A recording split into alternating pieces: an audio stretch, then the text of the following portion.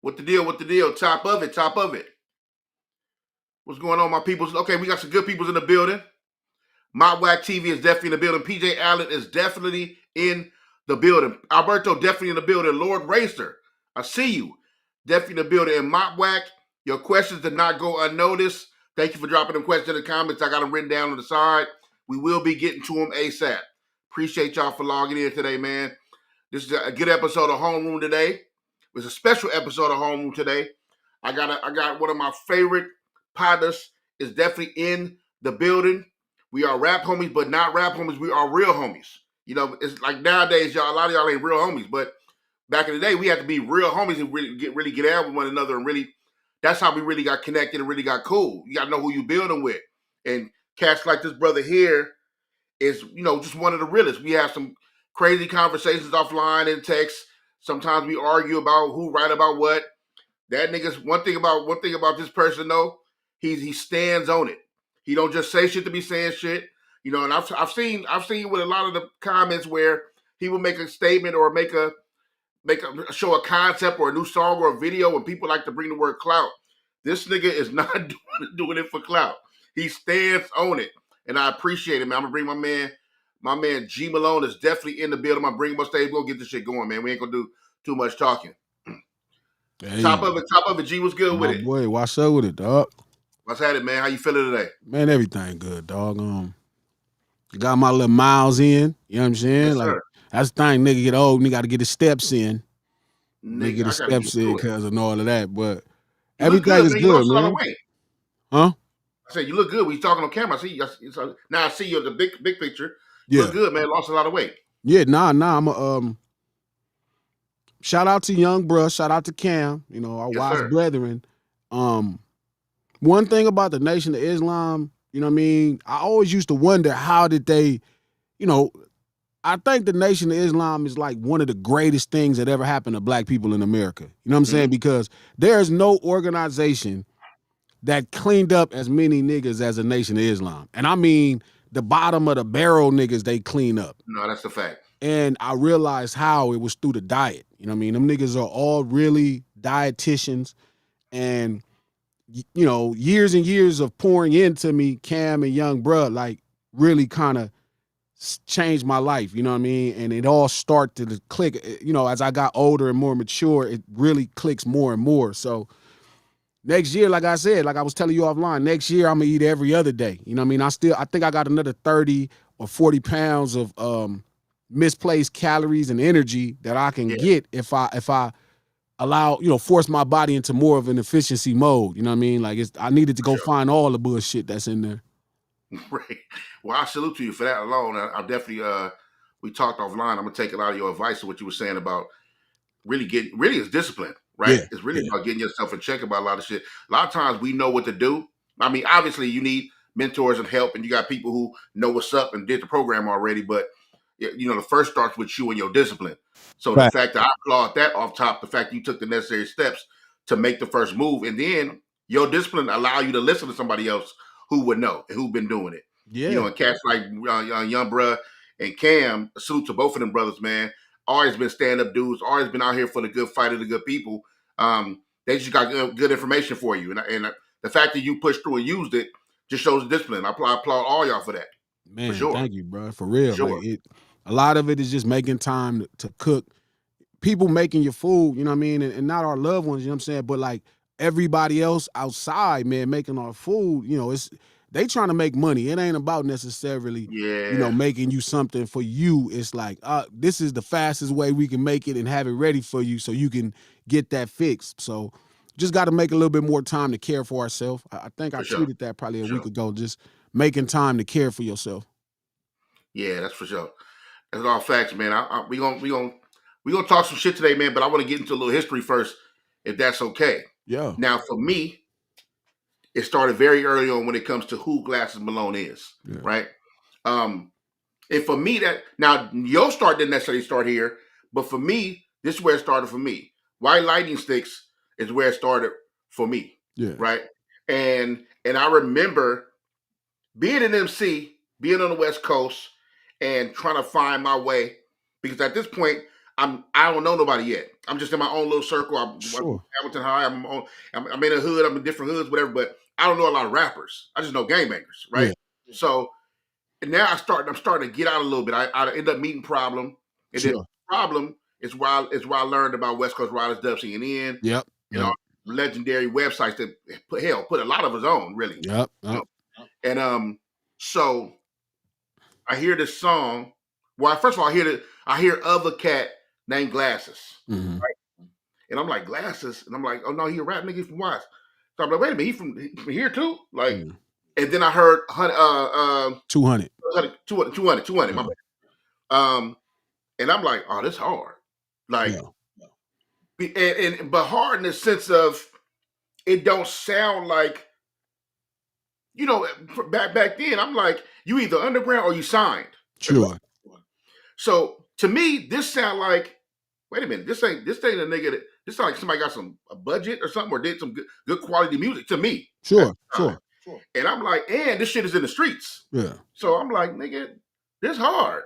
And who is this nigga? Like, you know what I mean? Right. So what was it like at that time? You're making when you're making White Lightning Sticks, one, did you go in with the intention to kind of like break the door down as far as who Glasses Malone is in this and at this point? I'm talking about from a rapper point of view, not streets yet. The Sure. streets, you already who you are. Sure. But from rapper point of view, did you go in with the intentions of, or as you were making the White Lightning, could you tell the effects it was about to put on LA and the rest of the world, essentially? No.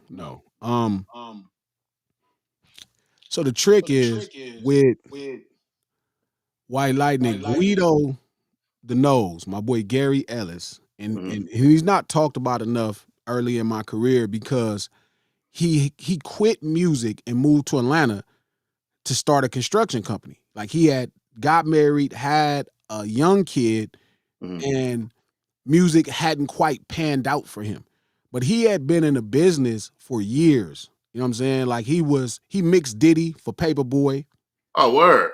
You know what I mean? So he's Yeah. uncredited as the person that mixed this multi-platinum record. He was a DJ. He went by DJ GLE.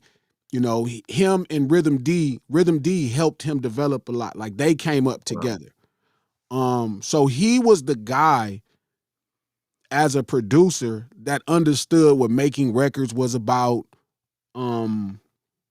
what this shit should sound like. And he had the studio. He had the studio in Hoover on 104th between Fig and Denver, between Fig and Hoover. Shout out to my boy Lil C. Will, Rockslanger. But he had a whole setup, you know what I mean, there.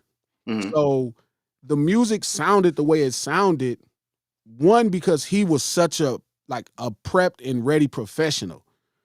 So he guided me in how to I knew how to write. I was articulate enough, like the way, the stuff we survived, it was coming out of my pen. I was always sober, so I could always have these introspective views about it. Don't matter what was happening. You know what I mean? It could be in the war between the Grapes and East Coast. I could break it down in this very introspective way because I was sober dealing with the situations with, friends, because I got friends from both places. So that was the main part. Money, right? I used to sell Sherm, so this was the end of my Sherm money. So the beat for 200, they charged me $3,500 for it. This is Rhythm D and Chill from Compton's Most Wanted. They made that together. They had a production group called the Boondocks. A song like De Niro, Saint Denson that did Get High for Styles, Good Times. He produced that. That was 5,000. Battle Cat did Take a Wow. Fade, right? So that my little brother K Style paid for that. That was $2,000. Um, I mean, this ain't your average ordinary no, mixtape. This is big. This no. could technically, from our standpoint, where you come from, this is big budget. Because remember, there was no way to do it Right. any other. There was no low budget. Like the closest you could have did was rapped on other people's beats. Yeah. Yeah. You know what I mean? Right. Remember, it wasn't no YouTube to download beats in Yeah. For sure. 2004. There was no way to put this together without, you either had to know somebody who could produce, you know what I mean? And they could give them to you for free or you pay. So that was a big part of it. And then a lot of people didn't know, like at that time, shout out to 4 Cent, rest in peace from West Side. But he linked me with Face, Game, and G-Ride. And I'm a part of this machine, right? That's developing and burgeoning. Yeah. And Yeah. is like Face is like this animal. Like he's a real hip hop genius. Like he studied the arts for years. As a gangbanger, like you could just tell he knew about Mobb Deep, and he was like one of them niggas that was listening to Illmatic in '94. Yeah. He Yeah. didn't Okay. wait to, Right. if I ruled the world like the Right. rest of the West Coast Right. niggas. No, he was on Illmatic, in '94. He knew, he was on Wu-Tang. He played everything, not just gangbanging West Coast music Right. or Right. G-Funk or, stuff that represented our life. Like he played everything, Outkast. He knew it all. So he could guide me. Like I didn't even like the beat for 200. He liked the beat. Like we was Wow. to the very end of the project and he was like, man, you missing something. And I'm like, I don't know. Like, he like, you missing something. I'm like, what? He like, man, I don't know. You got some beats? I'm like, yeah, I got some. So I start playing them. And he heard 200. Dun, dun. I'm like, man, that'd be whack. He like, nigga, that shit hard. Do this song. And we're sitting on Brazil and I'm playing Fight Night. I used to smack everybody, you know what I mean, in Brazil, Chuck, everybody. I used to smack them all on Fight Night. So I'm just whooping ass and I'm coming up with the song, writing it in my sidekick. Because it's a sidekick now, right? So I'm writing it in my sidekick.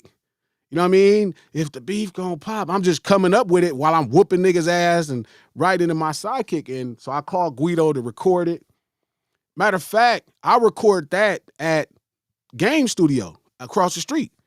Now I didn't know this at all. I Yeah, didn't know none of that's this. how I recorded 200. But that was my life at the time, right? Like as a 7th Street Watch Crib nigga, I'm fucking with the Power Rules every day, right? Because now we're working on game shit. Documentary is kind of about to happen, and I'm with them every day. I'm going to the West Sides. I'm going to Smitty, and niggas is showing me love. That's how I met Problem right through the homie Shaq, Wink from West Side. That's how I met Wacko and all these people that really helped my career. And the nigga that even linked me with 4 Cent is a nigga named Tone, Black Tone from Village Town. Not Tony Lane, but Tony Lane was instrumental in my early career. So my life was very much this, this crib nigga from Watts that grew up in Watts and in Richland Forum, but I'm fucking with the Power Rules every day. So it was just where I was at the time. You know what I mean? I'm running with Power. We punching on shit for Power Rules. It was just like that was our, that was the pack of dudes that I was fucking with. And they was showing me love. The Campanella, shout out to Ken, different homies that were just embracing me. Like, that's the Treetops, the West Sides, the Camps, my nigga Turn from the Mob, Rob, Mikey Roo, free the homie Mikey Roo, like, my nigga Sweets from Holly. It was just kind of like this weird thing. Bad Seed from Holly, like just different niggas who I really fucked with on the day. That's the thing about how we grew up. They don't really talk about how Crips and Bloods really will fuck with each other. So I was gonna say it's interesting the fact you say that. Now, for me or anybody in the West Coast that's in the chat, that's common, right? Yeah, where it's normal. But out of towners, they don't know how Bloods and Crips. It's all about the individual and how y'all get down and how y'all move. And in respect to that case, we just are where we are. We born where we born at. We move how we move. Yeah. But if you can move with respect, and it's a different kind of thing, you can move around these neighborhoods and forever be cool. Yeah. Always have. You ain't got to go to jail just to be cool with some blood niggas, or Crip niggas, or however. Man, you be in these hoods moving around. We looked up to Manpower the same way we looked up to Hans from Great. Manpower from Bonnie Hunter, the same from Great. Danny Lane from Bonnie Hunter is a nigga I've been knowing since we was little kids. Nobody fucking cared where no nigga was from. That wasn't as important when you had a personal relationship with these people. So that carried on into that time. So again, for White Lightning, credit goes to Face and Guido. You know what I mean? They are truly the architects of what that became. And then how I sold PCP was how I named the project after PCP. Right. So, you know what I mean? It was like I found a way to get a lot of tapes printed, and I was like, if it's the product, just like PCP, I was like, if it's the product that it should be, this is how many it would take to kind of impact, what I'm looking to impact, and it worked out. But really, Did all the you? credit goes to Guido and Big Face Hunted. So you out here? I'm gonna take you back a little bit. You out here hustling, right? Yep. Game bang, we hustling, Yep. right? Game bang, we hustling. And at this time, are you even looking at rap No. in a way as a No. okay? I So heard that's of also you. mhm, I heard of rappers first, right. right? Shout out to the Snowman Click, KP, T Dog, Yeah. a couple homies and all that. Like I knew of rappers, right? Damani. I heard of Damani. Mhm. Like I heard of Six John, Damn, Spy Six John. Boogie. These Damn. names that were West Coast names before I even thought about rapping. Like I started rapping because my little brother, K came home from YA, Mhm. you know what I'm saying, and wanted to rap. And my mom wanted me to keep him out of trouble. And I just happened to be selling Sherm, so I had money to pay for studio. Right. Okay. You know what I mean? Okay. That's how I got into rapping for real. You know what I mean? Like I didn't rap in high school at all. It's crazy how. Now this is me, people. I know everybody ain't gonna go where I go, but it's crazy how God will move you out of situation to move you into another one. Man, I Right? prayed. I prayed Yeah. See. because selling Sherm put me in a different situation. And don't get me wrong, I either would have made a lot of money or did a lot of years in prison. So it came at a time that I really needed something to save my life. Hip hop came at a time that I really needed something to save my life, and it Yeah. saved my life. I think it was perfect timing also because of the when you were coming up, that was the rise for all of us. This rumbling of the West Coast as far as the independent youth level, right? You always had our Ice T's, Dre, Snoop, Sure. Cube, and them, but it seemed like to us. I mean, when we heard about them, they were who they were Yeah. in a sense, Yeah. right? But to have a young rumbling underground scene for us, I'm talking about now, and it wasn't just considered backpack. Yeah. Yeah. A young Facts. underground Facts. scene, and then all of us coming up, and like I said, through sites like West Coast Riders and Dub CNN, which Yeah. gave us a platform, right? Or Two Up Boys or Easy Street, which gave us a platform, right? And then now we start to make a name for ourselves. So what happens here is there's a little bit of confidence build up too.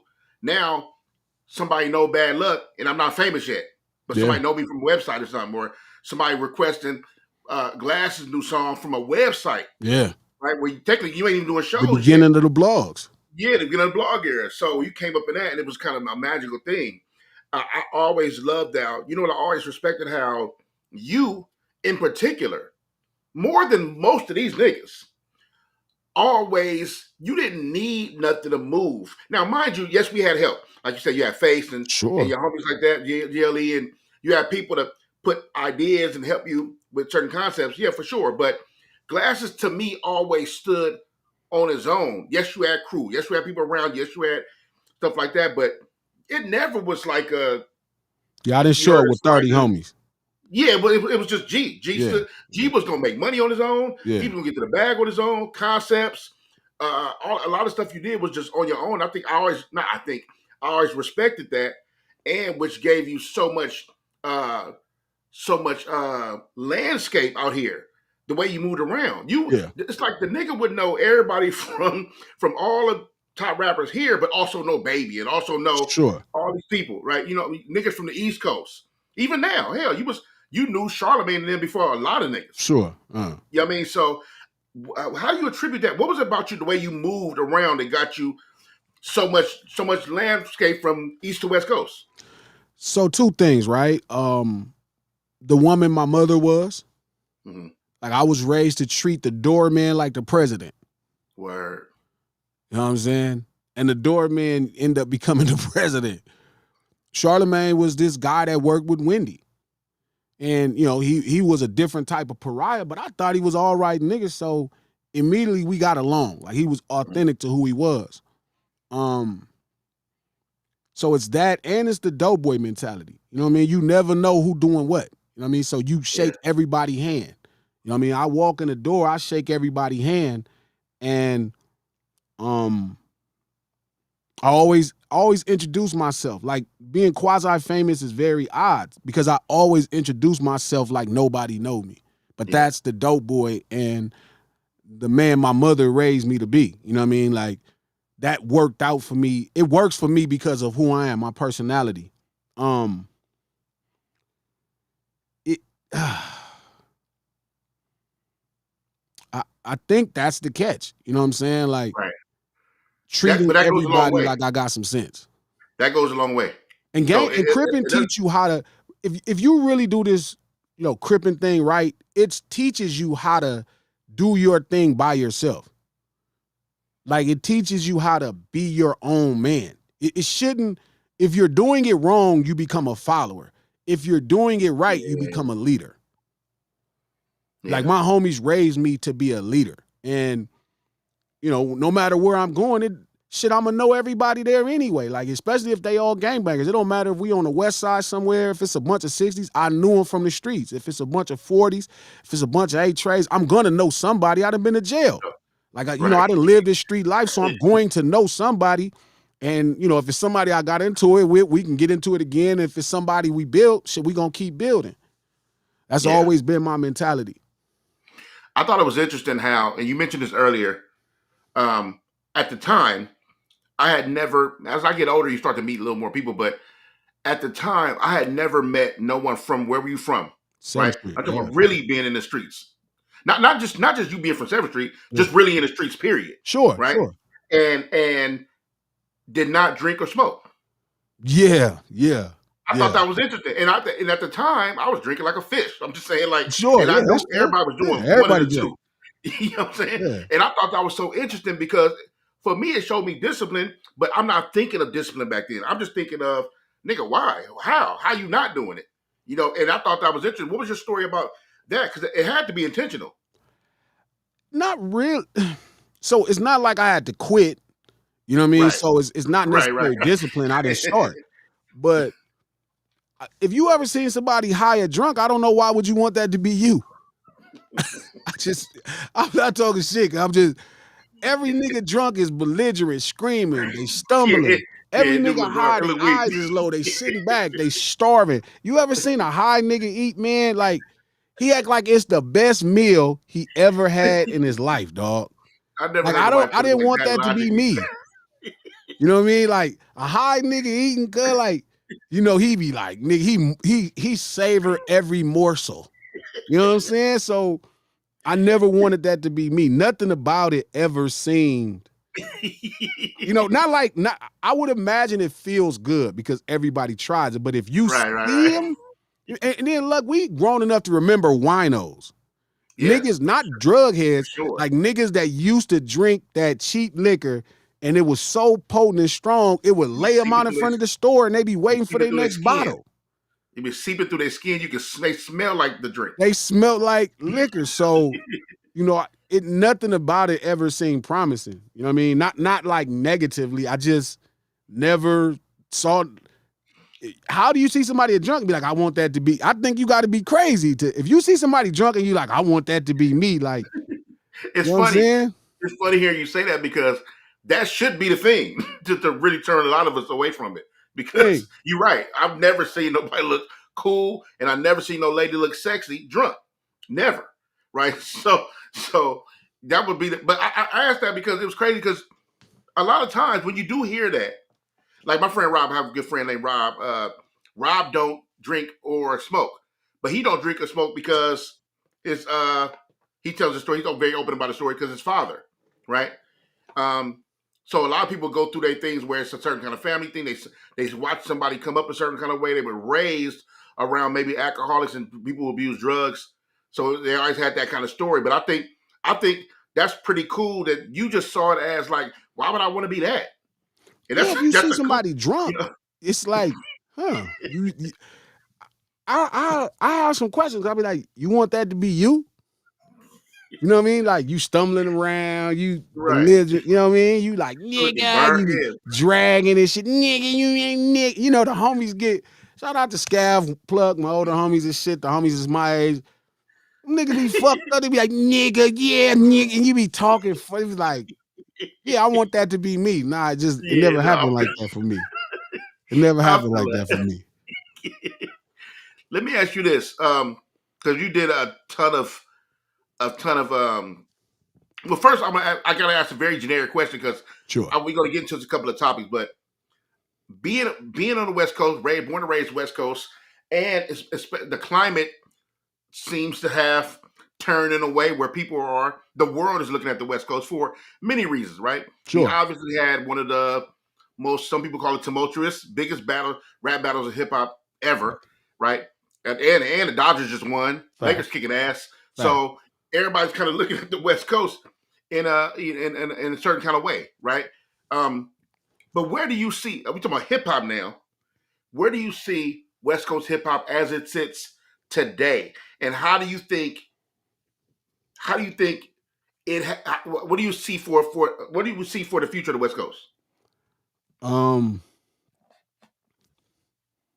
this is like the perfect time to me where you start to understand hip hop is not just rap songs. If you see hip hop as rap songs, the way you see hip hop may be over. Yeah, You know what I mean? Like, um, it's kind of lost its wow factor.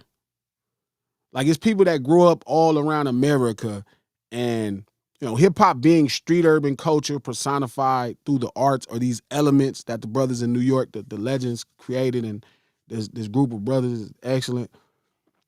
It's still an artistic expression of street urban culture. So I think if you see it as just rapping, you're in trouble. yeah, And I think the wave of guys we're witnessing now that are doing well, the young boys, the choppers, these young guys coming up, they understand, even if they don't quite understand what hip hop is, they understand more than what you hear. It's more important than what you hear. Travis, all of those guys that to me that use rap, they understand it's more than what you hear. yeah, So I think we're in a really a different space, and not just West Coast hip hop or Southern hip hop or Midwest hip hop or hip hop from the motherland or the East Coast. You have to see it more as a culture, this artistic expression, and use it in multiple ways. If you see it as just rap songs, you probably in trouble. yeah. Yeah. You make a great statement with that. One, I salute to you always because I'm so proud that we do have a voice like yours Yeah. that are on some of the biggest platforms in this culture that are speaking power to that, which you just spoke to. Yeah. If Because I find it offensive to hear someone asking, "Is hip hop dead?" Right? When you have you first of all, if you just talking about the elements, right? There's more to the elements, right? Sure. But if you just talk about the elements of DJing, rapping, graffiti, and breakdancing, right?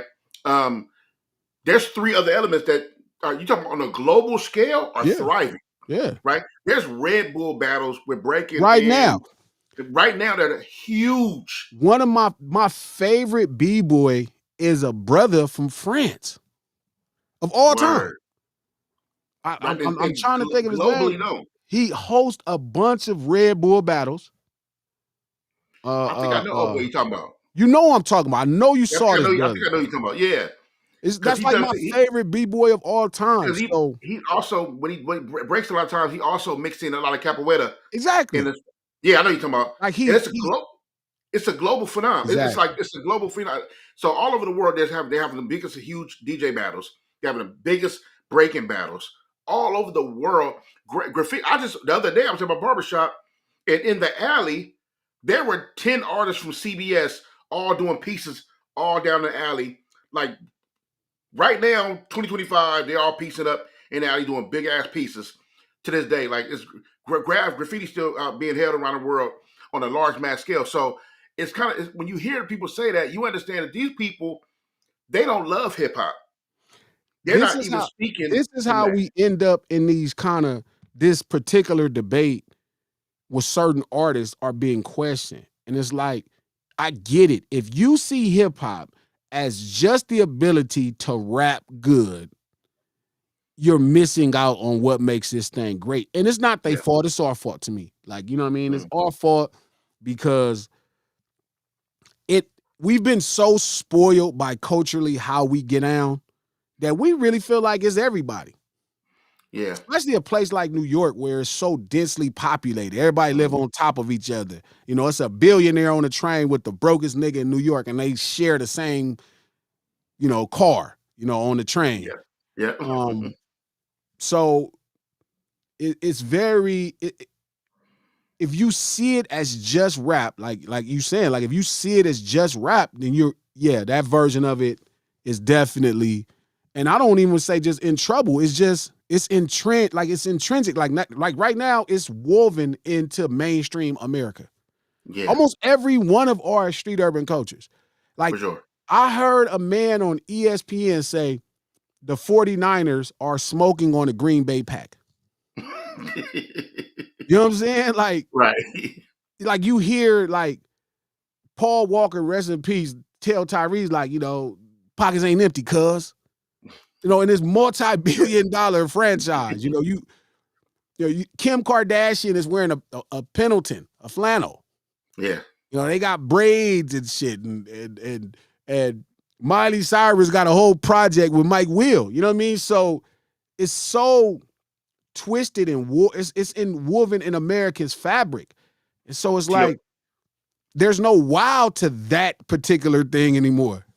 I think you make a great point because once again, it just shows how much you understand it, how much we understand it, because most of the stuff you're talking about doesn't even have to do with technically rap, No, break, or graffiti, or you know what I mean, or you know what I mean. It's like he said y'all don't understand how language is hip hop, how a lot of language and slang you use is hip hop, the way we dress, the way somebody walk, the way you know what I mean. A lot of the ways we deal with each other is hip hop. Our handshakes a lot of time are hip hop.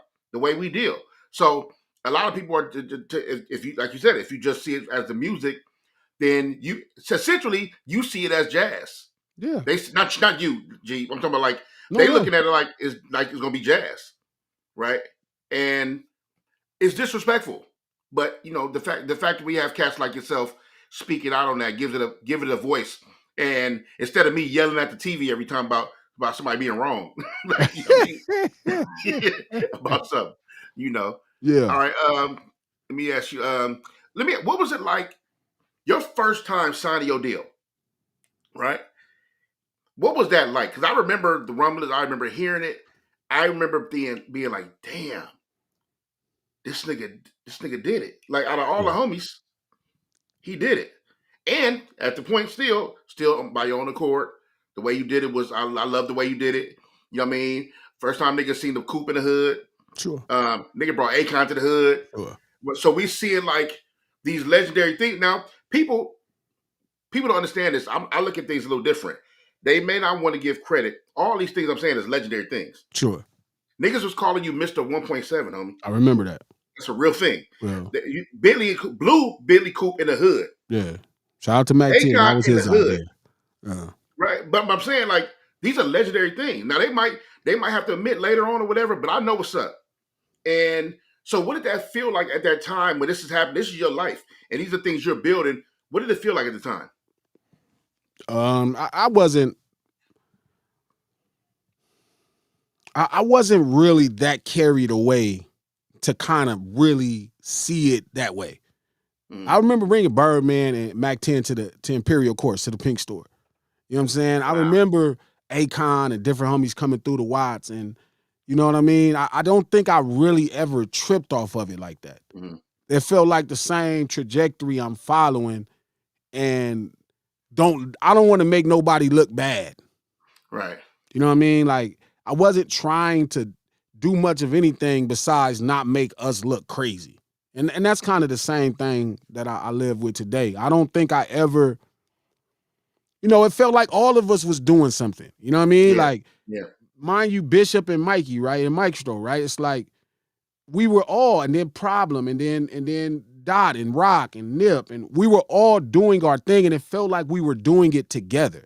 Yeah, So that's correct. even if like I arrived maybe to a record deal, I didn't feel like this was the end. I'm like, okay, we all gonna get deals. We're gonna all figure this out. You know what I'm saying? We're gonna all figure this out. We're gonna all make sense out of this.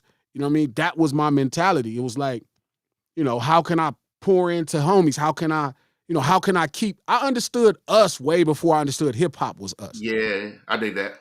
You know what I mean? So I really always put a lot of emphasis into us, and us always, shit. It always been good to me. You know what I mean? So I just kept pushing us and Mac 10, shout out to Mac. That was Mac. Mac put together, made me buy the navy blue Bentley. I didn't want to advertise a record deal. That's my older brother Pooh. Pooh wanted to advertise the record deal. The thing that I wanted to do was when I threw the party, in downtown, it's 1,200 people and they drank for free. It's people first time drinking Louis, but that's the things to me that I hold on to. Yeah, I don't really hold on to the Bentley as much as I hold on to that party we threw at the Grand, and it was crazy. It was so many people trying to get in, and I bought the bar for free, and people was able to come in, and it was their first time drinking Louis, and they first time drinking Top Shelf. That's what I hold on to. Yeah. I don't really hold on to the things that happened to me because I never thought nothing of it. Like it wasn't, I just knew I didn't have to sell Sherm no more. That was the only goal. I didn't have no other goals. I'm just like, you know what? Come now in my mind, I realized I was losing my soul to a degree. You know what I mean? Like, damn, so hip hop saved my life and my soul. So to me, it became more about just straight up, look, like pouring back into, these things that, got me here, making other people's experiences cool. So like the things that I held on to is like that party. 1,200 people drinking for free. You know what I mean? Like I was so proud, renting limos for my homeboys to come. All my older homies and my homeboys from the neighborhood, like 4 or 5 limos and champagne in the limos. Like that's what I held on to. I held on to, going in Denny's, the Denny's on Lakewood Boulevard and paying for everybody food. And I held on to pouring into, how we came up. I held on to going to your concerts. I held on, going to Problem's house and recording songs. That's what I remember.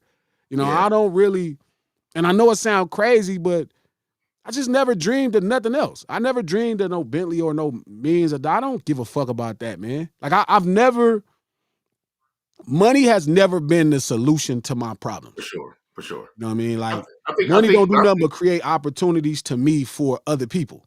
Because money ain't gonna do nothing for me but make me just. But you always, it's crazy, man. To me, I can't speak for all the people, but I'm sure there's a lot of people think like me. We didn't look at you in that kind of way where we thought you represented that. Yeah. Now, we thought you represented a hustler, for sure. Never a broke nigga, right? But it wasn't a mentality of, I'm trying to represent a broke nigga or not. We just knew you as a hustler. So it wasn't that I'm trying to be flashy. It's just I need to get the money so I can take care of myself and the people. Yeah. Right? So even when it came to Mr. 1.7 and you got a Bentley and Akon in the hood, for us, we looking at it like you also did it to show niggas, look, we knew you love lowriders. Yeah. We knew that, right? So if I had to guess, if you told me Glass has got a deal, Glass is gonna buy his first car, what car it's gonna be? You tell me to pick the Bentley or the Faux. I'm like, no chance. That's why I said I could point to. If you really listen to what I'm saying, you could know who's who. Right. Like you ain't got to guess. Right. Like if you know my brother Pooh is a fucking showboat. So 1.7 is his shit. For sure. If you know Mac 10 from Inglewood, Mac 10 is a showboat. My plan was to get a Rag 57, put it on some wheels, put the LS in it, everyday driver. I still want a Rag 57. Right now, you feel me? Shout out to Mo, Mexican Mo, my brother. He had the Rag 57. That was my thing. I'm gonna get a Rag 57 that got the brand new Chevrolet fuel injection motor with the 22s. Max said, look, G. He said, that would be the shit. He said, yeah, you're right. He said, but man, if you bring a Bentley through Watts, I'm like, man, fuck a Bentley. He like, G, I see how you think. You a car nigga. He said, but trust me, And I just trusted him. And so, Yeah, he put it together. It cost me a yeah. bunch of money, but I get the Bentley. And I remember going, coming back. You know what I mean? Going through the Nickersons, going through the Jordan Downs, going through the Imperial Courts, just sagging, parking it on the Yeah, grass. You know what I mean? And I realized what it meant to everybody else. that's what I'm saying. Like, it Yeah, didn't mean shit to me. It was just the blue right. car. We'd be in that motherfucker, me, head, and homies. We'd be in that motherfucker 4 deep, sagging that motherfucker like a cutlass. But I realized what it meant. I listen to T-Rail tell a story when I'm coming down Fig or Hoover in my Bentley. I listen to stories of niggas talking about me at a takeover doing donuts in that motherfucker. It was like, to me, that shit is just what I would do no matter what car it is. But Right, to right. everybody else, it's like, man, this old crazy nigga was in a Bentley doing this. So that's another one of those things to me that made sense that Mac 10 got it right, for everybody else. Yeah, yeah, yeah. I want to ask you, man. We talk about hip hop, especially, and not just West Coast hip hop, just hip hop in general, Sure. right? And especially we talk about, we talk about authenticity regardless of anything, right? Yeah. We always on the side of being real. We don't without being the niggas who got to scream, "I'm a real nigga" all day, which I hate when niggas Facts. do that. But what is the role of authenticity in hip hop today? Like, how do you see it today? Does real still matter in the same way? Like, does it still hold true to how you see it as far as hip hop goes? You know, I thought everybody was real.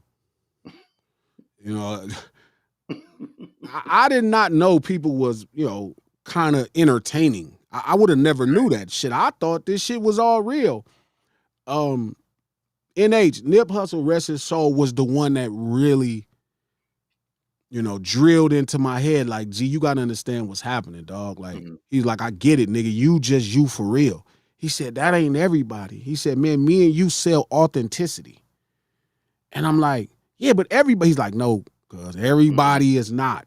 Like, that's not, and not in a shady, disrespectful way, but like, I figured out what he meant. I figured out what he meant at that time. You know what I mean? It was in 2012. I didn't even really realize it mattered.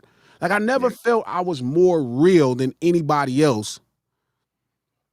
Like it, you grow up because everybody from where they from. This is normal. Like, everybody hustle. At least, see, again, I was just like everybody else. I didn't really trip off how we lived.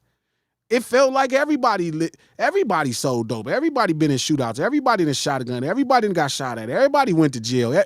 This felt like all our stories. Yeah. And he was the one that was like, no, nigga, like, he'll never let me forget. He rapped it in the song we got. I won't even put the song out, but he was like, man, I remember G came to the 60s in a Bentley and just parked that motherfucker with all the homies and hopped out solo. And I'm thinking to myself, like, yeah, nigga, I would go fuck with Crit Charlie the same or Punchy the same. Like, why the fuck would I not? You know what I mean? That meant nothing. That's like what you do. But he made me realize, no, nigga, that is not what everybody does. Yeah.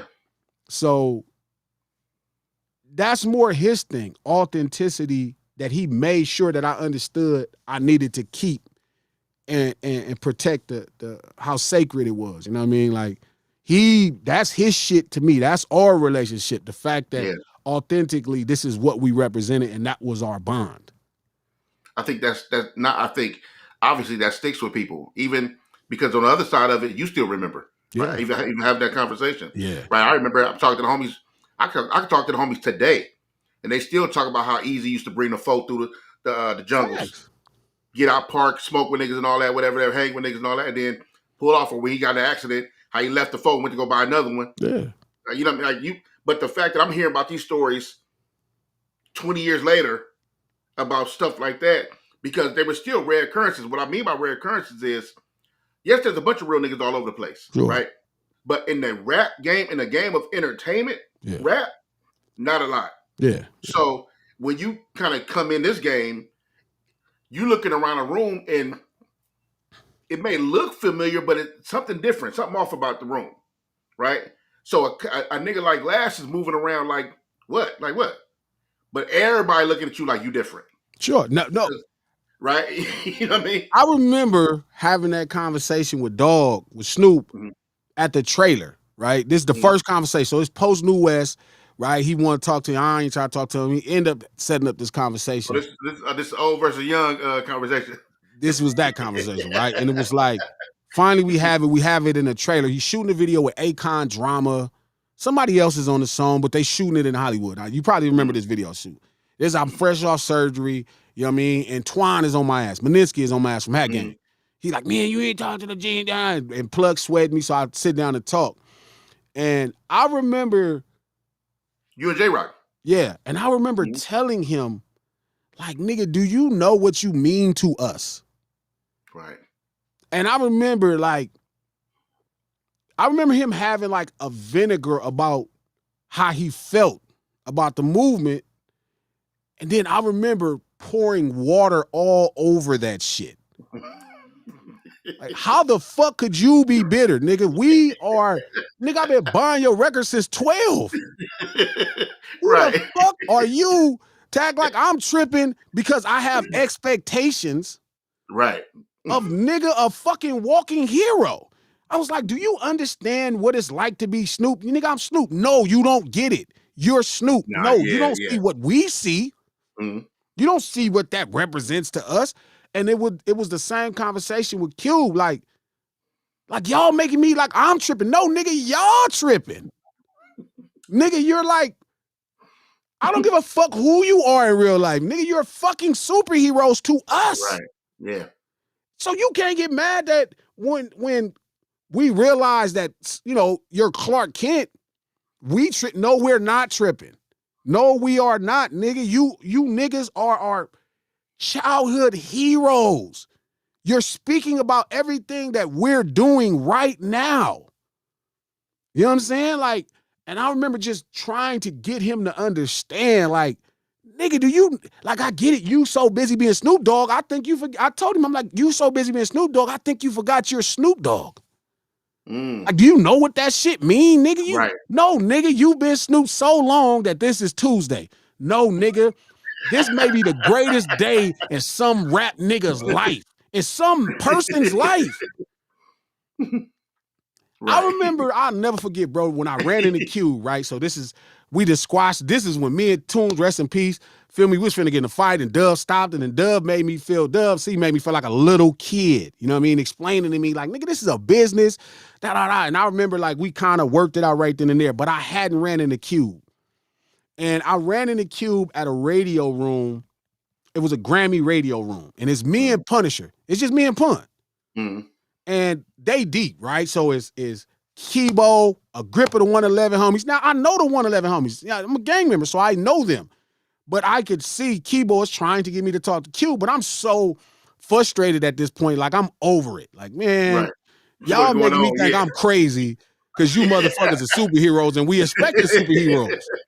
It ain't my fault. You know what I mean? I've been buying all these records this whole time, nigga. I'm not tripping. Y'all tripping. Right? So I remember when he positioned us to meet at the door. And I remember talking to Cube and it's like, you know, he's like, man, G, I just don't know why we have a problem. Like, how the fuck could we have a problem, nigga? I don't know you. Nigga, you are like your hero. What the fuck are you talking about? We're not equal. Right. I'm Glasses Low from 7th Street Crip. Nigga, you're Ice Cube. Nigga, I've been watching you, nigga, since a little kid, nigga. That's a fact. Nigga, a toddler, nigga. Like, what are you talking about? Nigga, we're not the same. I don't give a fuck if I rap. I don't give a fuck if I've been in a movie. We are not the same. And he just was like, I was like, bro, we don't have a problem. The only thing was, I'm confused. Why the fuck y'all mad at me? Why the fuck are y'all mad at me, nigga? You niggas are so, I told 8, you're a superhero. What do y'all want from us? Right. Nigga, I've been putting your posters up on my wall. What the fuck do you want me to do? That's a fact. Imagine you met Superman. He was like, nigga, what you tripping for, nigga? Nigga, what are you talking about? It's like God, nigga, God come and he like, and God like, man, you tripping. Look, man, I don't know what your problem. Nigga, you're God. Let me ask you, what do you think that's about? Even now, 2020 hindsight, you have to look back on it, clear sight. We done had relationships, all that shit passed. we got to ponder on it, think all that. What you think that was about? From their point of view, not y'all's. From their point of view.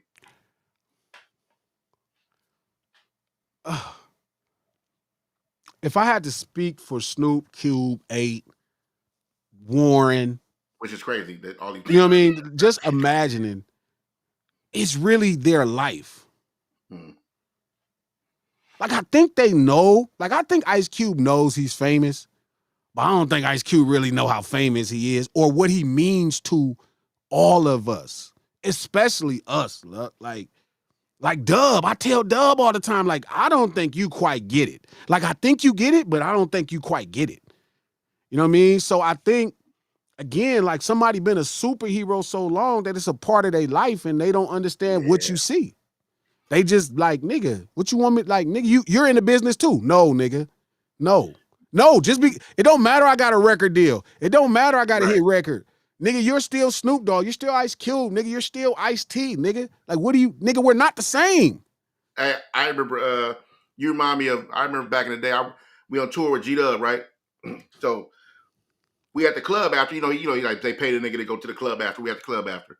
So I'm telling G-Dub, like, all right, we hanging out. I say, man, I'm bringing some girls to the section. G-Dub ain't tripping. Obviously, he married, so he ain't tripping, right? But so we chill, we hanging out like about 5 minutes. G-Dub, like, I'm about to go to the room. I'm like, nigga, no, you ain't about to go to the room. You finna hang out for a minute. Sure. We go, right? He like, nah, you niggas. He said, man, you niggas can't get this. Now this G-Dub back then. Sure. You niggas can't get no bitches, nigga. When I was your age, nigga, I'll be macking them down. I said, G-Dub, nigga, you been famous since you was 17 years old, nigga. What the fuck are you talking about? That's how I feel about Cube and them. Like, niggas be talking to me about, do I think Cube is authentic? This nigga been famous since he was 16. What the fuck are we talking about? You don't know nothing regular. Fucking superhero, nigga. Like, been famous as a fucking little kid. Nigga, you been a genius writer. You wrote Boys in the Hood at 16. We're not the same. Not at all. Warren, nigga, you niggas was 18, 19, 20. What are y'all talking about? You niggas were icons, nigga, as little kids. Out the gate. We got 20, nigga. I'm selling Sherm every day, getting in shootouts with Carver Parks, nigga, barely surviving, in jail every 2 days. You niggas was on television. Shout out my nigga AD in the building. Nigga, Ice Cube, when he was 20, nigga, you was getting ready to shoot Boys in the Hood. We're not the same, bro. I get it. Yes, you grew up. Yes, you from 111. Yes, you grew up off of Imperial and Van Ness. Right. Nigga, we're not the same. Nigga, you're a genius. Nigga, I'm just a nigga trying to change my life. Nigga, you are the life. And I think that's what makes it hard for them. Like, it's such a heavy burden to carry. You know what I'm saying? It's a heavy burden. Yeah. I can't imagine what it's like being Snoop. I swear to God, bro, I remember we was gonna shoot East Side on the 7, right? So I had to set up where all the PJs was gonna come, all the Grapes was gonna come, all the Crips and Watts was gonna come, right? You know, this is the easy call. For sure. Niggas was finna put that shit to a side to look out for glasses and do this video. So it's about to be 300 Crips walking down the 7 with Snoop and Nipsey and glasses. And somebody was working with Snoop at the time. And they just wasn't speaking for him. But I don't know who it was. I cannot remember who it was. But they made me realize, like, Glasses, do you understand what you're doing? I'm like, what you mean? Yeah, nigga, Snoop a Crip. And nigga, he's like, Glasses is Snoop Dogg. And now Snoop was going to do it. But it was like, wait a minute. I removed myself and I was like,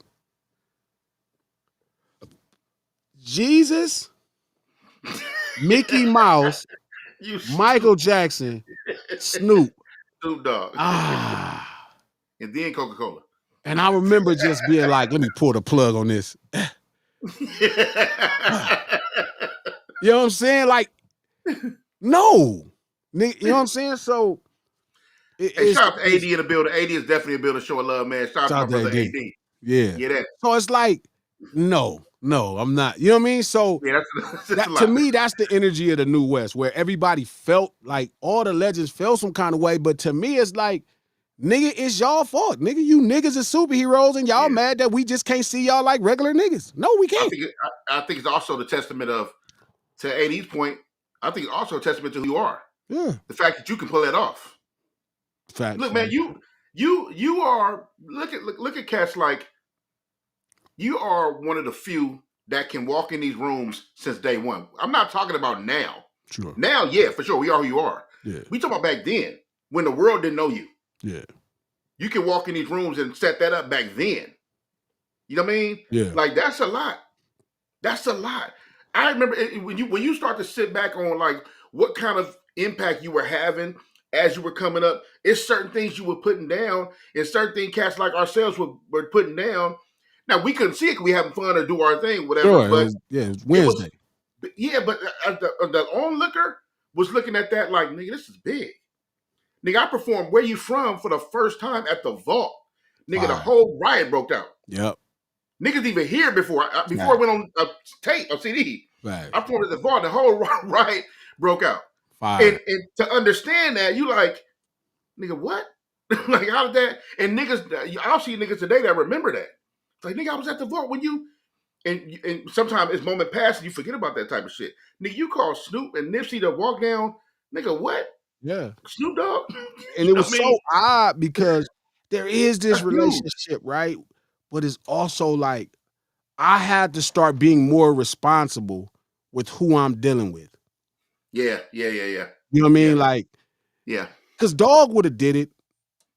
You know what I mean? I don't think there's nothing I can't, ask Cube to do, but I have to be a little bit more responsible with what I'm asking of Ice-T or Ice Cube or Snoop Dogg or Ren or Warren G. These people, these superheroes that kind of happen to exist in our culture.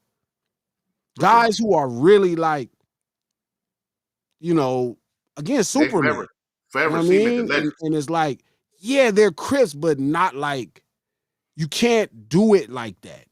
Right. And I think it just came with maturity. Because at first I had this, I'm thinking, if you get a deal, Snoop's supposed to be the first nigga call you. Congratulations, cuz, you know what I mean? I'm proud of you. That's how I'm thinking Cuban is supposed to be. Like, nigga, y'all are in my mind.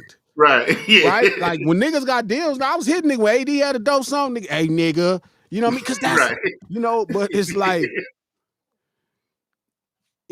and Snoop, I ain't gonna lie, Snoop did adjust, right? And started doing that. Yeah. And I keep telling him, man, that one moment may save. Like I always say, Cube, Snoop, Ice-T, you gotta know what you mean to niggas. Yeah. Like what you mean to us. You might say one cool thing and it changes the direction of how somebody lives their life. 100%. Like that's how powerful. Again, it's like if Jesus came down and just was chilling. He's like, man, 100%. You tripping for it? Look, nigga, I'm here. Yeah, like, bro, what are you talking about? Like, you know what I mean? Like, and I'm not comparing them to God, but I mean people that feel like they feel bigger than life. They belong to everybody. Yeah. Like I had to realize that with Dog and them, they don't just belong to us. Cube don't just belong to us. Look, like I get it. Yeah, he from down the street. He from right up Imperial. Cool. Dog right from down Long Beach Boulevard. Cool. Yeah. They are not. Yeah, cause they not like. Yes, they crip, but no, it's different. It's different. You know what I mean? So you make the great point of saying they belong to everybody.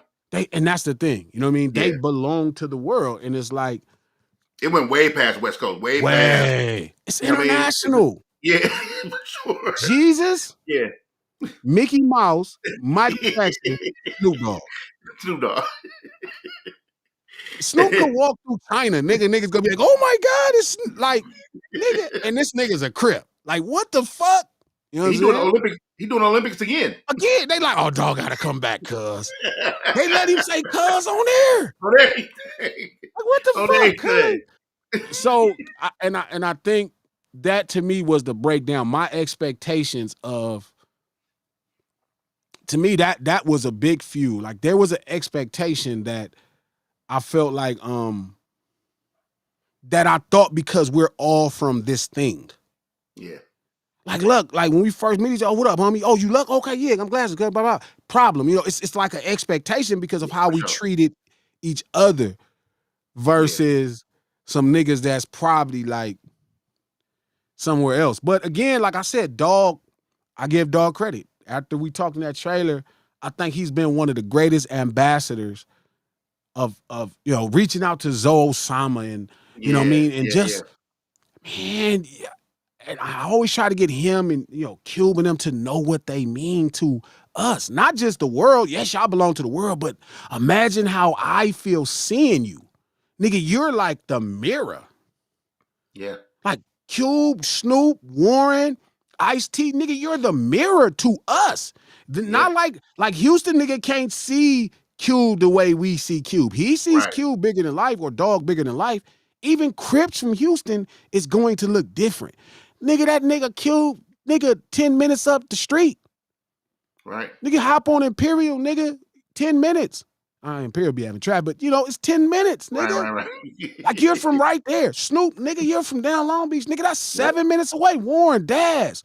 Nigga, Corrupt. Nigga, you niggas is, nigga, Exhibit. Nigga, you out the Venices. Nigga, y'all right there. Yeah. Real talk. Nigga, what? Nigga, it's like a mirror. Like, nigga, you, like, wow, that's what my life can be? That's And what it is right there. I feel like it's, again, I could be in the same situation, like, right? Nowhere near where they at, right? But just jumping out of Bentley and politicking with a nigga. You know what I mean? But I definitely couldn't imagine what it's being like that fucking famous. I don't even, you know what I mean? Like, nigga, you know what I mean? And not just famous, but brilliant and genius and like all of these niggas are cultural phenomenons. For sure. For sure. So they carry the burden of all of us everywhere they go. But G, I don't mean to compare, right? And I won't compare because they are our legends, our heroes, and cats like you mentioned. But I gotta say though, especially we've been out here long enough and this is just a fact. I'm not saying this to say no other shit. We've been out here signing autographs, taking pictures long enough to know that there's that person who did meet you in that Bentley, or forget the Bentley, the person who met you yesterday, that nigga survived because of one of your albums, or a certain song of yours helped him find his way to go start rapping. So there's people I'm sure you met. I met a nigga in Edmonton one time. I was a hype man for Warren G, and the nigga cried because I was there. Yeah. He forgot G Dub was there, saw me on stage, and started because of songs I did that he felt was closer to him than, you know what I mean? So you just never know how somebody. I think that's the point of when I was saying like how you moved around and the way you do shake hands with everybody, because what it means to that person, nigga, you are somebody Snoop. Sure. I'm not, like I said, I'm not comparing. I get what you're saying. I get what you're saying. You know what I'm saying? Yeah. Like, nigga, you are somebody Snoop. You are somebody Dre or Quick or whatever. Because people that came up with you didn't come up with them. Yeah. So when they even, nigga, I remember I met Casey Veggies for the first time. He said, nigga, I used to see you on TV. Yeah. So look how he looking at it. Facts. You know what I mean? Sure. To like somebody who never saw them as regular niggas or never like on a closer level to them. So I think that's it. I think that's really a dope thing. I do want to make a little shift here because we did and obviously we got to talk about this a little bit. We did just come out one of the biggest battles in history, right? Thanks. But I want to talk about how something changed. I think not with us because we know y'all, right? But to the world, I think you and Head's voice, as far as especially going through that battle, very pivotal and very imperative to who we are here, and to have you guys speak on these huge platforms that all the world is looking to for answers, reviews, reactions, right? They are seeing DJ Head and Glass and Malone be the spokesman for this shit over here, right? And nobody complaining because you guys are already. Sure. If we gonna let two people speak, it'll be y'all two. At least these two niggas. Yeah. These two niggas speak. But here's why though, which I thought is so dope. One, because Dot not saying nothing, so you're not gonna hear from Dot. I love that. Right? That's my favorite part. Yeah. I love it. Yeah. So Dot moving how you gonna move. But what I think is dope is that the reason why you and Head are who you are, especially in these spaces, and the reason why nobody's tripping is because we know it's truth. Yeah. We know that if there's anybody that would have an inside line to any one of us, it's Glasses and Head. They're not going to do no lying. Yeah. And they're not going to talk about things they're not supposed to talk about. Hands down. Right? Yeah. So there's a trusted thing about you two that we love, that we take pride in. That's why we celebrate the both of y'all. How was it going through that whole battle, being kind of like the voices for this over here, and in some ways a little bit being a voice of God when he's not speaking? Not to say y'all claiming that, and not at all. Yeah, but being a voice of God, and that how was it going through that, and how has things changed since then, being that kind of voice? Standing up just for a friend, bro. Mhm. Siding with a friend. And it's odd because people who know me, you know, and know that I was signed to Cash Money, knowing I'm there at the birth of Young Money, knowing that I have a reverence and a respect for Drake, that to me, that slips by the wayside. Right. You know what I mean? Because it's like, this really my homeboy. That is really my, man, I love this little nigga, man. This nigga one of my favorite people. Fuck rappers. This nigga's awesome. You know what I mean? Fucking hilarious. Like, I love this nigga. And it's top, right? It's TDE, and so it's like family, right? It's Dude Dog, this Punch, this is Moose, this Rock, this Soul, Q. We've been knowing each other from day one. For sure. So I think when I'm watching things happen, 18 months ago when this battle happens, I'm just feeling like, man, y'all gotta stop playing with the homie. You know what I mean? Like, y'all niggas, nah, nigga. You just no different than if I'm speaking up for you, or if I'm speaking up for NH, or if I'm speaking up, for just homies. So, and I employed, Head to do the same thing. I'm like, man, we can't let these niggas just be talking shit about the homie, bro. Like, that's not player. Cause like, we ain't playing no fence. I'm not worried about no relationship. If Drake don't like what I'm saying, fuck cuz, you know what I mean? Get over it. Like, you know what I mean? Like, nigga, you know what's up, nigga. This is like, this family, nigga. I'm rocking with my people. So you definitely don't know that these things are going to happen. You don't definitely know you're going to start voicing. I never looked at me speaking for Dot, because I ain't never tried to speak for Dot. I speak for myself. For sure. You know what I mean? But I'm definitely speaking up for my homeboy. Like, y'all not finna just play with my homeboy and be just lying on him and trying to act like, nigga, nah, nigga, my nigga gonna get cracking. I used to be on Mac. I'm like, nigga, man, the homie, you know what I mean? So, and I think Drake, Head, everybody know I call Head Drake, but because his last name Drake. So everybody know Head is, I think he's doing a phenomenal job. Like, I've always, employed him to know you're representing us. Yeah. Because I think at first he didn't quite get it. Like, one thing about street urban lifestyle, or gangbanging, do you understand real fast you represent a group of people? So you cannot make everybody look. I'm like, bro, you gotta represent this group. It don't mean you gotta lie. I'm just saying, but remember, you represent a group of people. Don't make me look stupid. For sure. Act accordingly. It kind of just happened. And then now you become like this, to a sense, a pariah to a fan base. Because anybody who know me know this is like Tuesday. Nigga, this, nigga, we done ate breakfast, nigga. Like, nigga, this is normal. Nigga, this is how I talk. Nigga, I've been talking like this since a little kid, a Crip, gangbanger, street racer, whatever else in the world. Like, nigga, this is just how I talk. The low ride Chris Shaw. Go look at old Young Hog tapes. Nigga, I'm popping it. Nigga, this is just what I do. And I'm going to throw down, I'm going to get cracking and all that and back it up. So it's normal. But in this space, right, with this social media shit, and I became a pariah to this huge fan base where to them it's like, man, this nigga hate our favorite. Like, it was a nigga that DM, it be like, I did an interview where I called in with Elliot. Head called me, rather, and was asking me some questions about our early days at Cash Money, and we're talking about Drake, and we're talking, like, it's nothing. I'm not trying to blow a cover. Like, it's obvious that this man has worked with writers. Right? He has people write songs. He takes a pop approach to making really good songs, rap songs sometimes, whatever songs. So I was telling them, I remember when Dot first expressed to me, right? I'm telling them, but somehow the time date gets to 2011, and I'm like, I never said it was 2011. I'm talking about 13, 14. You know what I mean? He explained to me that he knew he had a writer, Yeah. Right? And I called Dot a liar. I'm like, you lying, man. This nigga, I done seen this nigga get cracking. This nigga get cracking. He like, gee, I'm telling you, you got a writer. I remember like, man, you crazy. And and then me coming out and then me hearing King Kunta Oh was boy. like, oh, he's shooting at this nigga.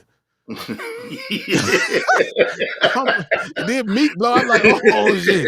I remember Jason tells me like, my bad, fool. I did not know that you knew. You know what I'm saying? So for some people, like this dude that DM me today, it takes credence from Drake. And I'm like, why would that take credence? Like he can write.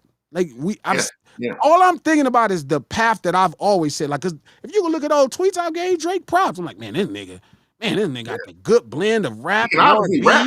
Yeah, He can this rap. nigga fantastic. Yeah. He got great songs. But it's like now that whole fan base is awoke. They're like, oh, I know this nigga. I hate him, and so you have this fan base of people that's like furious and like Right. they be so surprised because they gonna look at them all too. Used to give Drake props. I'm like, I give Drake props now. Like, look, we come from a place, homie, where we could be honest if I don't like something or I like something. Yeah, you say it. Like we could critique Dog, no problem. It don't mean it's Snoop Dogg. We could critique Ice Cube, nigga. We love Ice Cube. In the internet era, in the blog era, like the bitch nigga era that has been dominating the space, if you say something negative, oh, you don't like this nigga. Yeah, like or you even how they already. perceive is negative. Like the whole hip hop shit, I'm like, bro, like he's not of street urban culture. Like, don't get me wrong, that's not to say he don't make fantastic rap songs, he's not dope. But I'm just saying, like, that he's not of this culture. He just understands how to make really good rap songs. It don't matter which region. He's fantastic at it. But real quick, let's stay on that because you make a great point, and I did want to talk about that. So I think people now we've had this conversation. Yeah, I know exactly what you mean, right? And I agree. Sure. I mean, which a lot of times I don't like to agree with you because we be going through yeah. But I think what I appreciate is that you stand on it, and it's logical, and there's always a reason. You're not saying nothing just to be saying it. Yeah. So what you call and you break it down, I'm like, damn, okay, I feel that. I understand that. For the people who don't know, because you made a statement that Drake ain't hip hop. Sure. Right? That's back in 2018-19. Yeah. For sure. And so people are still harping on, especially with the battle. They want to ask about it. I know. Shout out to my man Hunt. Lord have mercy, I forgot his name real quick. But Justin, shout out to my man Justin. Yeah. Company man. I love Company man. He was on his panel one time, and man. You had made that statement. They lost it again, right? Sure. But you break that down, man. So Drake ain't hip hop, and your reason for so what is break down what's hip hop and why it doesn't connect. Why Drake isn't artistic or elemental expression of these, of street urban culture, right? Those as you call them elements, it's the street urban way to do things. And if you're raised in it, it becomes authentic, right? And that is what makes it hip hop. Like that white lady saying, that's what makes it hip hop, right? It's simple, right? And New York is so second nature. They so seasoned. Everything damn near becomes hip hop because you can't be in New York and not be raised around street urban people. You see Trump, the fucking president, be walking around this motherfucker like he got moxie and New Yorker and it's just an attitude and shit. It's just New York is one of those densely populated places where everybody gets the seasoning of street urban culture. Yeah. Like you can't avoid it. It's very hard in New York.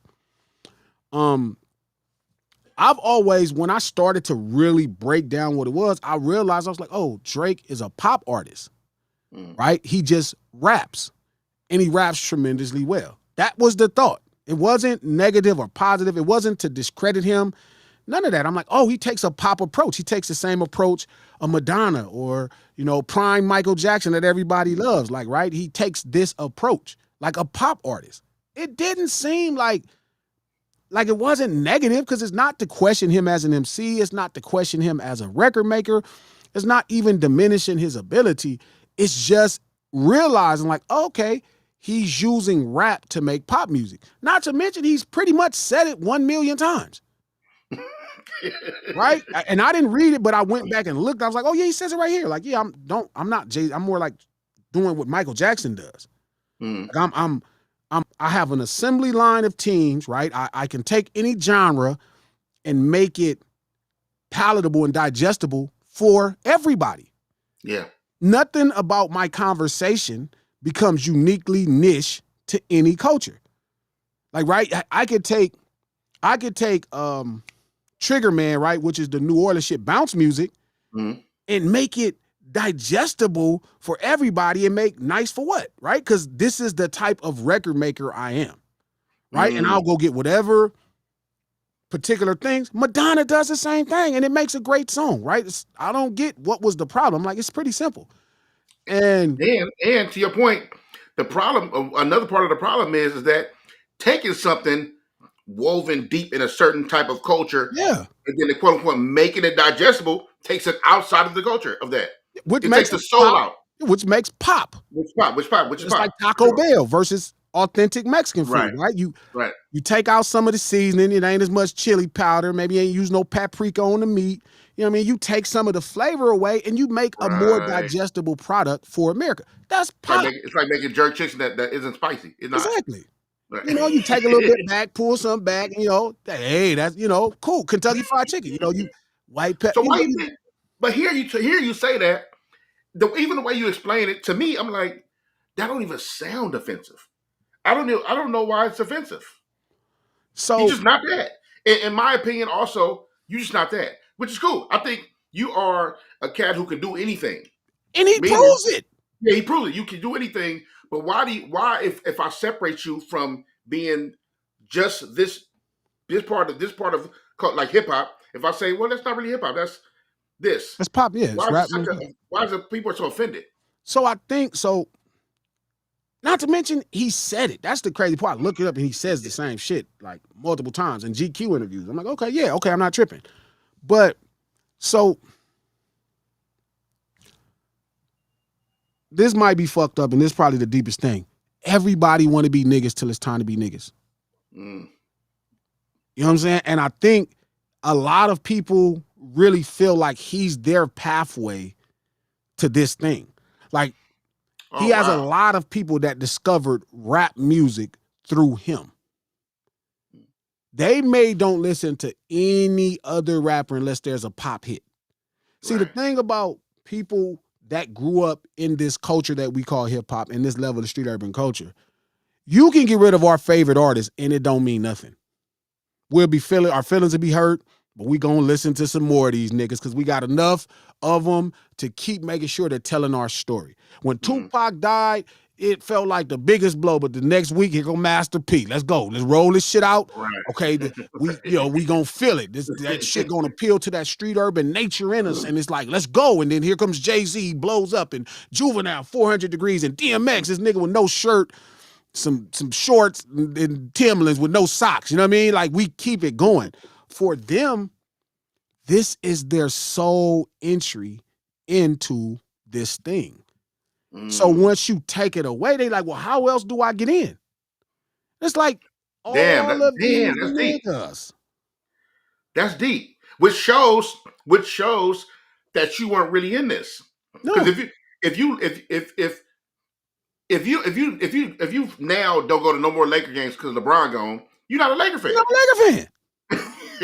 Simple. Like, nigga, we had Magic. We grew up with Magic and Kareem. Right. It was over. Nigga, we like Nick Van Exel, Eddie Jones, Elton Campbell. Cool. Now we got Kobe, Shaq, Rick Fox. Yeah. They gone. Now we got Lonzo Ball and Brandon, you know, and Brandon and shout out to the white boy that played for Oklahoma City that just won a championship. And we got these kids, Hart and all these folks. Cool. Now we got LeBron and AD. Cool. Okay, now we got Lucc. We're Lakers. Yeah, for sure. Like, whatever comes you with it. trade any Laker, it don't change nothing. Nigga, this the Lakers. Tupac died. Here we go. DMX. DMX, check in. Check in, DMX. Mm-hmm. Come on. Oh, Biggie died? Check in, Jay-Z. Rest in peace to them brothers and them icons who mean the world to us, but guess what? Yeah. All of these brothers mean the world to us. Yeah. For them and that fan base specifically, what I think it is that is their only door. And I'm like, nah, fool, this not a door to this. This is a door for everybody. Everybody could like Drake. Drake is outstanding. Yeah. Like anybody, you don't gotta like soul food to like KFC. There's You no don't gotta like exclusivity there. Mexican food to like Taco Bell. No exclusivity there. Yeah, it's None. like, I mean, every McDonald's, my nigga, you don't gotta like too much shit to like McDonald's. You know what I mean? You don't gotta like German food to like Wiener Schnitzel. Some of this shit is for everybody. And there's nothing wrong with it because we enjoy it too. But it's like you nail this door shut now. And they're like, well, how do I get in? I'm like, all these other doors. Cause Yeah, right. like this is a bigger door. This door goes, this is a world door. Right. This is why he can find himself in another country saying these niggas got the best rappers. And he probably listened to them niggas rapping. When he was in England, he's like, you know, London got the best rappers. Nigga, that shit sound crazy to niggas in hip hop. Like, what the fuck are you talking? But he might have really, because he's such a dope writer and he studies, right? And a creative. He probably was really off of Nine and certain legendary niggas over there that was doing their thing in the foundation of UK hip hop to where he's like, man, see, I was listening to them. Nigga, that is not us. We not listening to, we're not studying nobody else do no motherfucking rap song. We're not studying other niggas. You either got good hip hop records or you don't. And if they come in here and they come across art, that's cool. So he's always had this approach, and his base, I think, feels like, well, damn. And it's the weird part because people are like, who the fuck are you to say it? I must be somebody, because I'm saying it and niggas get what I'm saying. Like, it's not about me, it's about the idea. So I think to a big portion of his base, they don't really give a fuck about the rest of these niggas. This is the only nigga they care about. Like, Magic Johnson, my favorite basketball player. That nigga's in my favorite humans list, top 5. Nigga, when Magic won the Lakers, that didn't mean shit, nigga. Come on, Eddie Jones. Come on, Nick Van Exel, Elton Campbell. You know, come on, Kobe. Who was this nigga? Oh, the little young nigga from Philly. Come on. Oh, Shaq. Oh, come on. You with us too. Come on. This the show. That's how it is for hip hop. Like, nigga, the next nigga. Come on, young boy. Let's kick some shit. Let's go. Oh, Chopper, y'all gonna rap again? Okay, come on. Like, nigga, whatever. Yeah.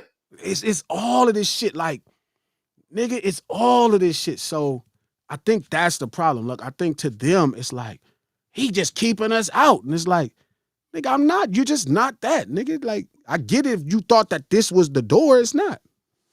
It's what you saying is kind of actually puts a better light on another reason why the battle was so big. Yeah. Right? Exactly. Because before, when we deal with battles, it was just our company, our community of hip hop lovers that was even into that. Yeah. Right? Even if it wasn't No Vaseline and you know what I mean? Or Snoop and Easy and them or whatever the case may be, or Common and Cube. But this Drake being involved put the world on notice. Well, Drake and Kendrick being involved put the world on notice because there's a lot of people that's not even a part of this community that feels invested because their number one guy is involved. Look at the Dodgers. Look at Fox News. Right. Look at how they sold. Right. Look at Major League Baseball. Look at Nike. Look at how they sold the World Series. That did not happen when NWA and Q went at it. Right. That didn't happen when Dre and Easy went at it. That didn't happen when 8 and Quick went at it. That didn't even happen when Jay and Nas went at it. That did not happen when 50 and Ja Rule went at it. Because those are situations where there are two hip-hop people. This happened because this was one nigga at the pinnacle of hip-hop and another nigga that was as mainstream as apple pie. Yeah. That can rap his ass off. And here it is. So to me, and all of our advertisement, everything, everybody would know who that is. Yeah. No matter all the advertising companies and big sponsors and big, they all would know who that is. Nigga, that nigga is mainstream as maple syrup. Wow. Everybody knows. Feel me? So now you wonder why this battle is 18 months ago. The fucking Major League World Series just used it to sell their fucking mainstream programming. Yeah. A World Series. That don't happen unless Pop is involved. They did Wow. not sell the Nets versus the Knicks as Jay-Z and Nas. Right. The Mets is in Queens, the Yankees is in the Bronx. They didn't sell that as that's not happening. So, to me, it's a real simple thing. That's not a negative critique on anybody. It's just a thought flushed out with, that I've ran across some of the legends, from New York, the legends from the West, different people, and asked them, and it was like, oh, I get what you're saying. Yes. I have never got pushback on it because people get it. You know what I mean? Like, look, they not finna let us just wake up and be a New York nigga and be just in New York and shit. Like, Right. I mean, the world ain't gonna just accept it. We can't just Nah. go down there and make a bounce song. And it's not because we lack the talent, it's because we're too stained in culture. Yeah, I couldn't just change my voice like a Caribbean cat person from somewhere. Man, you come out, And you then be that like, be Juan Tuan, got you to a pop. What? Man, Snoop made a movie because of going through the right. Rastafarian experience. Yeah. The whole film. Niggas was like, no, nigga, you are a Crip from Long Beach. No. Look, nigga, we let you get off this God shit, even though we don't quite know the relationship between the streets and God, but we let you get that off. We let you get this pimp shit off because we know we can see Crips and pimping. We can see Crips going to church. Ice Mike from Main Street, the preacher. We can see this. Right. Hold on, nigga. You're not going to go into this culture that's completely different. And it's not because he wasn't capable or vested in it. It's because street urban culture stains. Yeah. It's a stain. And it's not a stain you can wash off. Ice-T is Ice-T right fucking now. You're right. You watch SVU, they got all the rest of them people named. Maritza, blah, blah, blah, blah, blah, blah, blah. Ice-T. Ice-T. Straight up. Niggas ain't calling 50 Cent Curtis Jackson. Right. How many times he put that name on a program? I don't give a fuck. Cube, nigga, that shit don't say O'Shea Jackson. That shit say Ice Cube. Because street urban culture stains. Yeah. It's permanent. You don't shake it off. If Snoop became the mayor or Ice Cube became the mayor of LA, them niggas gonna be calling them niggas Mayor Cube. Mayor Dog. The governor Snoop Dogg. Like, they'll try to say Calvin and do all that or O'Shea, but no, nigga. Ice Cube is the mayor of LA. Yes, because our shit, street urban culture stains. Niggas ain't calling. Like Jay-Z even trying to do that Sean Carter. Nigga, Jay-Z. Yeah. Nigga, we're not letting you be nobody else. We not calling you niggas nothing else but this, because this street urban culture thing is permanent. Yeah. We don't get the ability to morph into other shit. Pop people do. Pop people have open doors. That's a great point. Yeah. The nigga who started Wendy's was a nigga that worked at Kentucky. Like, I'm cool on chicken. I'm finna go do this burger thing. Shout out to Dave. You know what I mean? Like, I'm gonna do this burger thing. And here's my little daughter got these red braids. Hey, we're gonna do burgers. Nigga, we ain't finna let us go through. Nigga, what? You make soul food now, you think you finna sell healthy food. No. No, we're not buying that from you, man. You're not getting this. So hip-hop is permanent, man, and that's the thing. You know what I mean? So I don't know what people be really upset about. It's not a diss. It doesn't talk about, it's not to discredit how brilliant of a record maker he is or talented as even discussing learning he had writers early on is not a snag to take away from his ability to write his own songs. The trick is there's no way to write that many good songs that fast, feel me, without having an assembly line of people. It's not about, it's just time. You know what I mean? Different variety ideas. Like, you have to have a team of people that understand what they're doing. And that's what most great pop situations have. Do you put any stand on hip hop? And I know there was a article that just dropped talking about Billboard and rap in the last 30 some years. Yeah. Hasn't been a hip hop record charted or something like that. Top 40. Yeah. Top 40. Do you put it? Is that something we should focus? Is that headline a little deceiving, or is that something should we focus on as far as like just being fans or being students or children of hip hop? Man, listen. 6 a.m. never made the top 40. There it is. Boys in the Hood never made the top 40. There it is. DJ Quick by Tonight never made the top 40. Yeah. Wow. We Want Easy never made the top 40. Deep Damn. Cover never made the top 40. Cream never made the top 40. Shook Ones never made the top 40. Nothing off Illmatic made the top 40. I Love It didn't make the top 40. G'd Up didn't make the top 40. Who the fuck cares? And the truth is also a simple recurring rule is why rap is not in the top 40. They changed the rule. They made it to where they're trying to enter new records.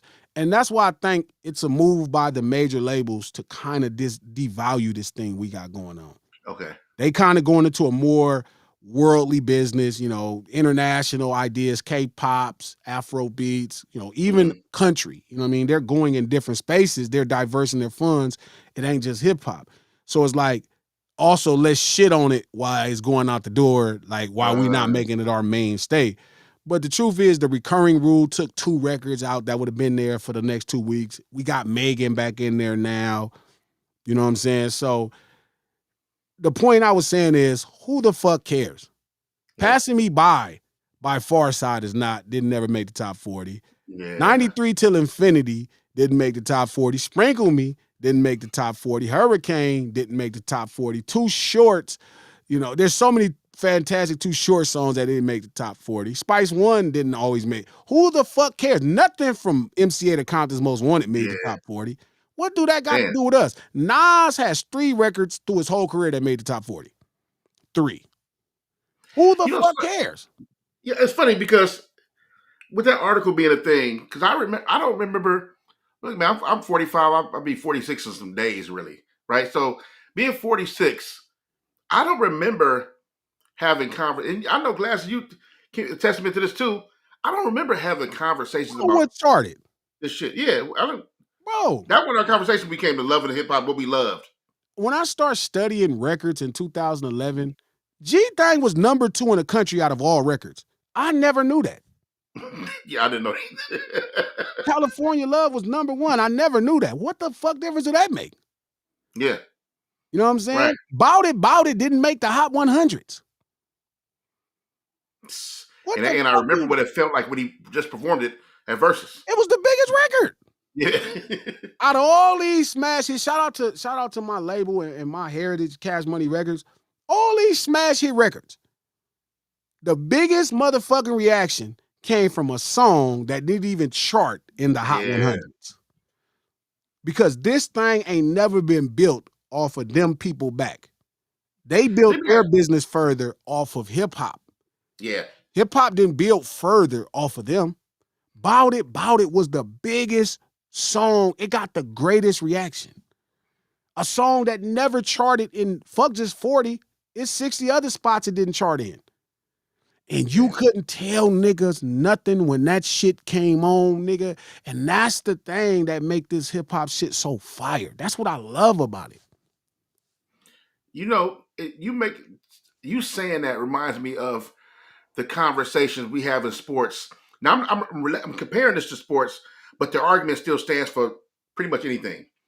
So you have your your players arguing from a certain standpoint, and then you got your Skip Bayless arguments and the way he argues, right? Skip Bayless is an analytics nigga, right? He looks on paper and he can read the scores and the averages and point averages and tell you how a player is doing as far as how he sees it, right? And then you get a nigga who played with him who don't know none about what Skip talking about. Like, man, I don't give a fuck what that paper say. This nigga was one of the coldest niggas ever, right? So even with how you just explained that with hip hop, right? With Shook Ones not being, Sprinkle Me not being in top 40, Bout It. It's like that's why I do or die, Pope Pimp. Do you want to ride? Yeah, that shit ain't in the top. Who the fuck cares? Right. Who cares? And that's the point. So when you're arguing, because this can kind of travel back to not just the Drake and Kendrick conversation, but the new age battle conversation of who's winning, or that dumbass argument about I got more money than you, right? That dumb argument. Because what does all that matter when one thing may be shifting and moving a whole culture of people, and then another thing just has a bunch of numbers attached to it saying it's moving in another kind of way. So the Mm, way I felt about it coming on, that shit took me back. man. I remember seeing the movie. Niggas didn't even know about it. I mean, us, we did, but these kids today don't even know there was a movie that came out that Master B did Yeah. about a movie, Yeah. right? And it took me back to where I was at. It took me back to a time about where I remember what I was doing when I first heard Ghetto Dope, and when I first where I was at when I popped the CD in, and where we was at, who I was in the car with, and when it comes to the hip hop thing, if you want to talk about charts, this ain't a conversation we talked about. We talked about how it made us feel. We remember verses. I remember he said this and Yeah. what this punchline mean, and me explaining the double entendre of this song or whatever. So that's what moved us in a way. But niggas arguing money nowadays, charts and money, that's whack. And I think that's a huge part of the problem. Y'all wanna tell me such and such got more money than such and such? I'm like, who care about that? That's not an argument I would ever have. Man, listen. The truth is, dog. The truth is, hip hop has been so promoted that is so many people that can't register what the songs mean to us. The people Yeah, that inspire the songs. They just know the songs that they heard. mm, They don't quite know what the songs mean. You think the right, average person really understand what G thing means? You think most people understand what right. 6 in the morning means? No, that's just a song. And that's kind of my point when I was saying to Snoop, like, you're not a song to us, my nigga. You're not a rapper to us. You're like a superhero. Cube, like, nigga, like it's different. You are our life. Yeah, And you know, again, hip hop is shout out to the record labels who made their money with hip hop and it made them millions and billions of dollars. But again, just because you bought it, you don't understand what it means. Like Dear Mama mean much different to us than that. Like I was listening to a dude compare like this Drake Mother song with Tupac's Mother song. And I'm like, this is the difference in hip hop. Like this yeah, is a general song about having a mother, the relationship with your mother, her butting into your relationships and thinking she knows best. Here's a song about a nigga mother on dope and him trying to get her off the county and going through the stuff of not having, but like this is different for us. yeah, Now to yeah. the mainstream person, maybe that song, they're the same song. Mm, You know what I'm saying? It's like, oh, it's a song about moms. Hey, I love my mom, blah, blah. But here's one that's special because it speaks to our unique situations in these places we grow up at. yeah, And it's hard to explain that to people because, again, everybody wants to be a part of the cool nigga shit yeah. until it's time to be a nigga. You can't understand why a rapper would talk about the Reagan era if you didn't know nothing about if you didn't live through the crack era. No, it just sounds like a nigga talking about when some nigga was the president. Right, Like, right, oh, back in the 80s. No, nigga, that means something else. right. So yeah, that's the greatness of hip hop. You know what I'm saying? And it's worthy of fighting and defending. Yeah, yeah. I got a question for you. And then I got a question for you. That I want to ask about from myself. This is for myself, but then I have a couple of questions that my man Motwack he asked about in Shout the out to homie, comments. yeah. So let me ask you this: how do you see yourself? I like to ask this question because it's one thing how we see people like you see Snoop in a certain kind of way, or Yeah. you may see me or AD or one of the homies Yeah. in a certain kind of way. But I want to ask, how do you see yourself in this game as far as hip hop goes? As far as hip hop goes, right? Whether being a voice as well as a artist especially for this long. How do you see yourself? How do you view I'm yourself as tasked being with alone? the burden of explaining our existence. That's what it Mm, feels like. Like mm, I feel like my job is to bring wow. like my name to help people see clearer. Cause I think it'd be so much like people don't, Trip, bro. People don't know Friday is a gangbanger movie. Right. Right. They know Boys in the Hood's a gangbanger movie, but Yeah, they don't know yeah. Friday is a gangbanger movie. Damn. So I'm tasked with the burden, or I'm burdened with the task rather of constantly giving depth to our existence, how we grew up in our existence. That's what it feels like being in hip hop. It's like, shit, I probably could, do something, but it's like, nah, man, like this is why God made me a Crip.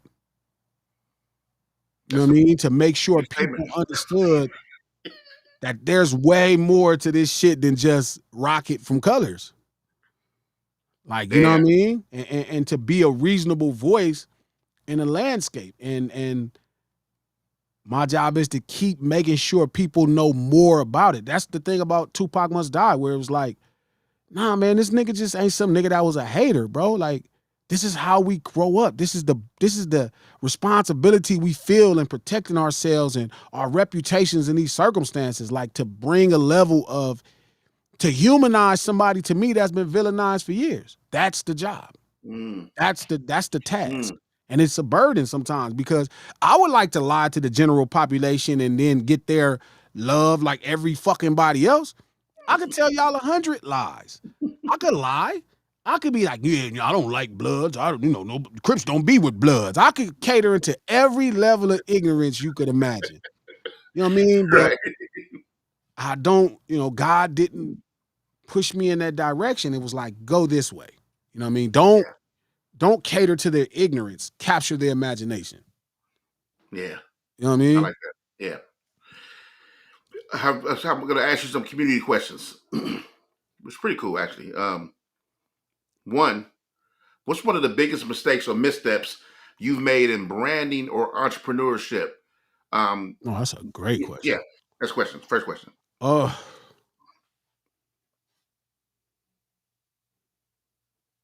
feeling like being a Crip was going to hinder me. Mm. That's probably the greatest mistake. Okay, and when you learn that lesson that it wasn't, or it may help. Okay, so I went and did an interview in Bakersfield. I forgot who the radio host was, but it was me, Head, and one other person, maybe Mo. And I walk in and he's like, man, Glasses, I can't believe you're here. I'm like, yeah, I drove up here. Cause he was like, yeah, man. He says, just y'all three. I thought he was gonna be a lot of Crips. I thought I was gonna bring all the homies. And I remember thinking, like, what the fuck are you talking about? You know what I'm saying? And that was when I understood, without quite knowing why, but I was like, oh, there's an expectation with Crippin'. Mm. There's like, oh, this is what branding is. It's fulfilling expectations of people's kind of either ignorance or imagination, Yeah. fulfilling things. Um, that was the day I was like, damn.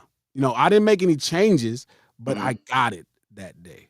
Well, you have to because you a real crip. So Yeah, that's what I'm thinking. I'm like I used to talk shit about rappers, and shout out to Joe Mose. Them niggas come to the club with 30 niggas. I'm like, why the fuck would you bring 30 niggas here? You know what I mean? But it definitely caters to the brand of what people think gangbanging is. Oh, these niggas yeah. always got their homie. Like, Yeah. yes, I love my homies. I love all my friends. They're my heart, and I love my homeboy. I ain't gonna even lie. I love my homeboys for real. They my nigga Snoop in prison. We talk every day. Mm. Ron got a job. He's so proud and happy for my homeboy. My older homies drive truck, Shady work on motorcycles. Wood didn't move, and I be so happy and proud. My homie Ducky ain't drank at 7, 8 years. I be proud. You know what I mean? I be I love them, but I don't want to Mm. be with these niggas all the time. I got something to do. But Right. this is the thing that you're supposed to be doing. So, not knowing that probably would be my greatest mistake in branding since I've been in this business. Not really capturing people's imagination. People knowing that I'm a real Crip and not capturing their imagination about what it is. That I spent Mm. a lot of time not avoiding being a Crip, but not really thinking it meant something. I didn't think it meant nothing. I thought everybody was fucking gangbang. Shit, the fuck. Damn, that's interesting. You have a you and I don't think I've ever told you, but I've always thought this. You got a very interesting perspective when it comes to gangbanging, Yeah. right? And because the way you speak, this what it is here. The way you speak about gangbanging sounds like nobody else when they speak about gangbanging. Yeah, And my homies I'm said that. even talking about, My but homies even was the at Big. right? Hey, shout out to Draw. Big U used to say that. He'd be like, "Glass, man, see, you get it." You know, nigga, Del Dog, rest in peace, Honcho. He'd be like, "Nigga, you know," they be so proud, like I represented to them so properly. But Because you speak on it as so, and so I remember this was very controversial for a little second ago. You speak on it like a fraternity, sure. right? Because how they would, I'm talking about how they would speak as far as in reverence, Yeah, right? The way you speak on it, it doesn't sound like quote unquote, excuse my language, especially for people who understand my walk. It doesn't sound like quote unquote nigga shit, yeah. you know. But I'm extra proud of things that we do, the shit we do. But people never talk about that. I know For because example, what's something you proud of as far as being a crip? What's something you proud of about being a crip? you know what? When you see a homie be able to maneuver, like I got a home Ron, and I don't want to put his business out there. Like, forgive me, Black Jack, forgive me. But like his parents was, they got caught up in the crack era. Mm-hmm. And him fighting to gain control of his life, right? Hustling and all of this, and then him getting married and having kids of his own and getting this good job and working and Ron is like, that shit, I'm so proud. Like, I'm proud when we figure life out. Yeah. I mean, I don't give a fuck how we figure it out. I don't give a fuck whatever it is. Even like my homeboy Lil J, like him trying to figure his life out from behind bars. Like Junior, like, man, I don't know. I think I'm about to take a trucking class. Like he got caught up making money illegally, right? And they put him in prison for years, right? Because he was making money illegally by selling a product that people want to buy. Right. And him still keeping his cool together, him understanding like, yeah, this ain't nothing but a setback, like our resilience. Like homies' resilience. Okay. Like my boy Ray G, right? You know Ray, like, right? Like the resilience that we speak with, that we come up from great. Yeah, right? Like, yeah, for sure. Like the resilience that we have, like how we decide, like, soon as we can figure out something better, we make it happen. Yeah. You know what I mean? That's my favorite part. Like I love how we all come together with nothing. You know what I'm saying? Like, I hate that people don't know how much, like I hate that people highlight the times that we fight. They don't highlight the other 200 times that we avoid fighting. The relationships. You know what I'm saying? Like, think about it. Like, the Gracies and Bounty Hunters, like, are right there. They could kill each other every day. It's never been a killing every day ever. Yeah. They're friends. They build a family relationship. too. They family. You Right? might shoot one of your cousins or something. Right? And it's like 20s and insanes. You know what I mean? I feel like that part of it is the real part that me and you know. From the outside looking in, they just like, oh man, that nigga got killed. Here is the whole thing. They don't look at these brothers with limited resources and opportunities and how they try to build with each other and solve problems, or how they trying to make a living. And that's, if you really from it, you see that more than fighting. Let me hit you with this. And this may be a little pushback too. Sure. Would you consider that? Would you attribute that though to Crippin directly, or is that a result of what Crippin has done as far as them trying to change from something? No, but I think that's always been Crippin. Okay. Crippin is like a way you carry yourself and you not going for no bullshit. That's all Crippin is. Crippin doesn't say you have to do something. Crippin is saying you're willing to go beyond the law for your agenda. The law is not the ultimate judge of your behavior, right? You have a different set of laws. But how you crip has always been up to you. You know what I'm saying? How you carry yourself. Del Dog ain't a standard Crip. Honcho ain't no standard Crip. The truly phenomenal Crips, Turtle, they're not like regular run of the mill, the No, versions they're of it. not. The niggas Not that not by yeah, truly yeah. Snoop, people to me, Trady, people that truly bring a level to Crippin' that we all know, they're gonna be very charismatic people who a lot of people like. Could they be that without being Crips? Possibly, but it's a way you do it.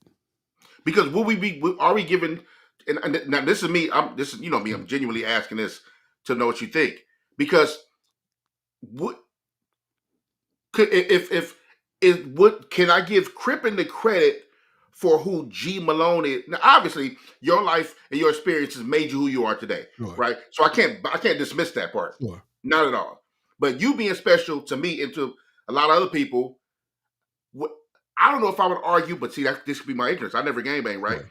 I don't know if I could argue that that's because of Crippin is the reason why. It's a part of it because that's a part of his life, It's right? a huge part, right? There's a person Okay. that Olivia and Leonard raised. Mm-hmm. Cool. There's a part of it that just comes from just growing up in Compton and Watts. For sure. But then there's a part of it in being a real homie and having this camaraderie and brotherhood with a specific group of people. That came from Crippin, for sure. I hear you. And it builds a it's the reason why, look, we gonna go somewhere, and if it's 5 niggas trying to rush you, they gonna rush us too. Right. That's only Crippin'. That is not a standard thing. Most people gonna go call the police for you while you getting attacked. Right. Crippin' taught me we all get beat up or we all win.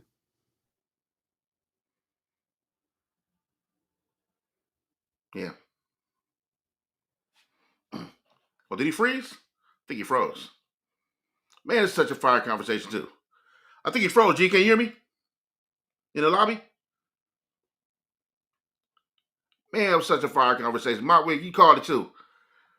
I think he froze. Let me. Oh, there you go. He gonna log back on. This is such a fire conversation. I think he froze. Let me see. Wait for him to log back in. There's a dope conversation, and I like to offer pushback, not to be that kind of dog, that kind of guy who's interviewing, but man, it's just so many things that come into mind as he's speaking. I just love. I don't know. I love this conversation, and it's interesting hearing both sides of it, especially with how Glasses talks about street life and gangbanging and cripping in general. I think it's super cool with how he talks about it, and I mean, cool in a way of not necessarily glorifying. I mean, like it's cool to hear a different perspective on and outlook on how he looks at it. You know what I mean? I think it's super super dope. Let me see if he hit me. Hit me. Let me see. He must have. I think he's probably trying to get back on now. But yeah, man, I think that's interesting. The way he talks about it's like when I brought up a fraternity, it's like it's organized. They have a goal, but and then there's consequences for actions happening, which is usually the part that people focus on, right? When it comes to gang banging in general. But I think the way he talks about it, it's kind of like a reaction based thing, and I think it's interesting. Um, damn, that's dope. I wish it didn't freeze like that. I hope he logged back in. I just texted him. See if he logged back. He probably having technical difficulties over there. But yeah, man, this conversation is so dope, man. I'm glad to have it. I know we're going to end it in a few anyway. I got about 5 more minutes. And Motwack, thank you. I asked him one of the questions, Motwack. I'm not sure if he was in here when I asked the question, but these are actually some good questions I want to ask him. At least get these last 2 in, or maybe last 3. But man, like the video for all you guys who are in here today. Like the video, subscribe, please. I want to do. I'm starting to do these interviews a lot more now. I got a couple of more in the tuck that I want to bring to light. I'm not going to mention the people just now, but subscribe, please. Tell everybody subscribe, like, subscribe to the video. I need this for the algorithms, for the YouTube universe. Okay, let me see. Got my man G back in the building. G, what No, up the with it? studio, the whole building, all the buildings lost power. Oh shoot, that's why you're in the dark right there. I see Yeah. Lady you. next door said, I was like, what the hell? Lady next door said, y'all lost power, so everybody came out. Gee, But yeah, so I got two more questions for you though. Two more questions. So okay, we ain't okay, gonna be too long anyway. all good. First of all, wait, let me say this because I was just talking about you. I appreciate the way you talk about street life in general because Yeah, first of all you're not an ignorant dude and your perspective is very eye opening.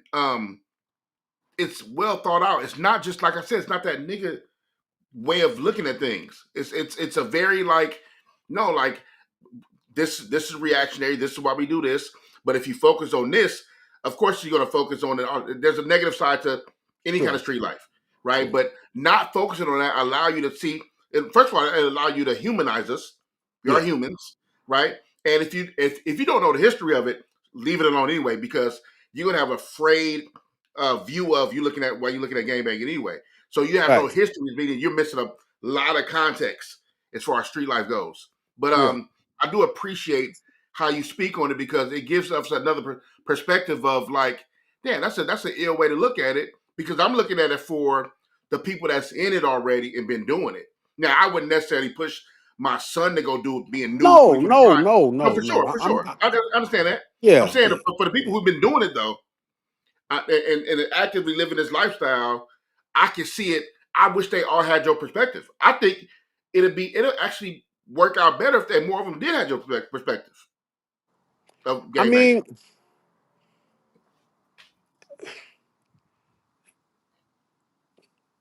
it's supposed to really shape you.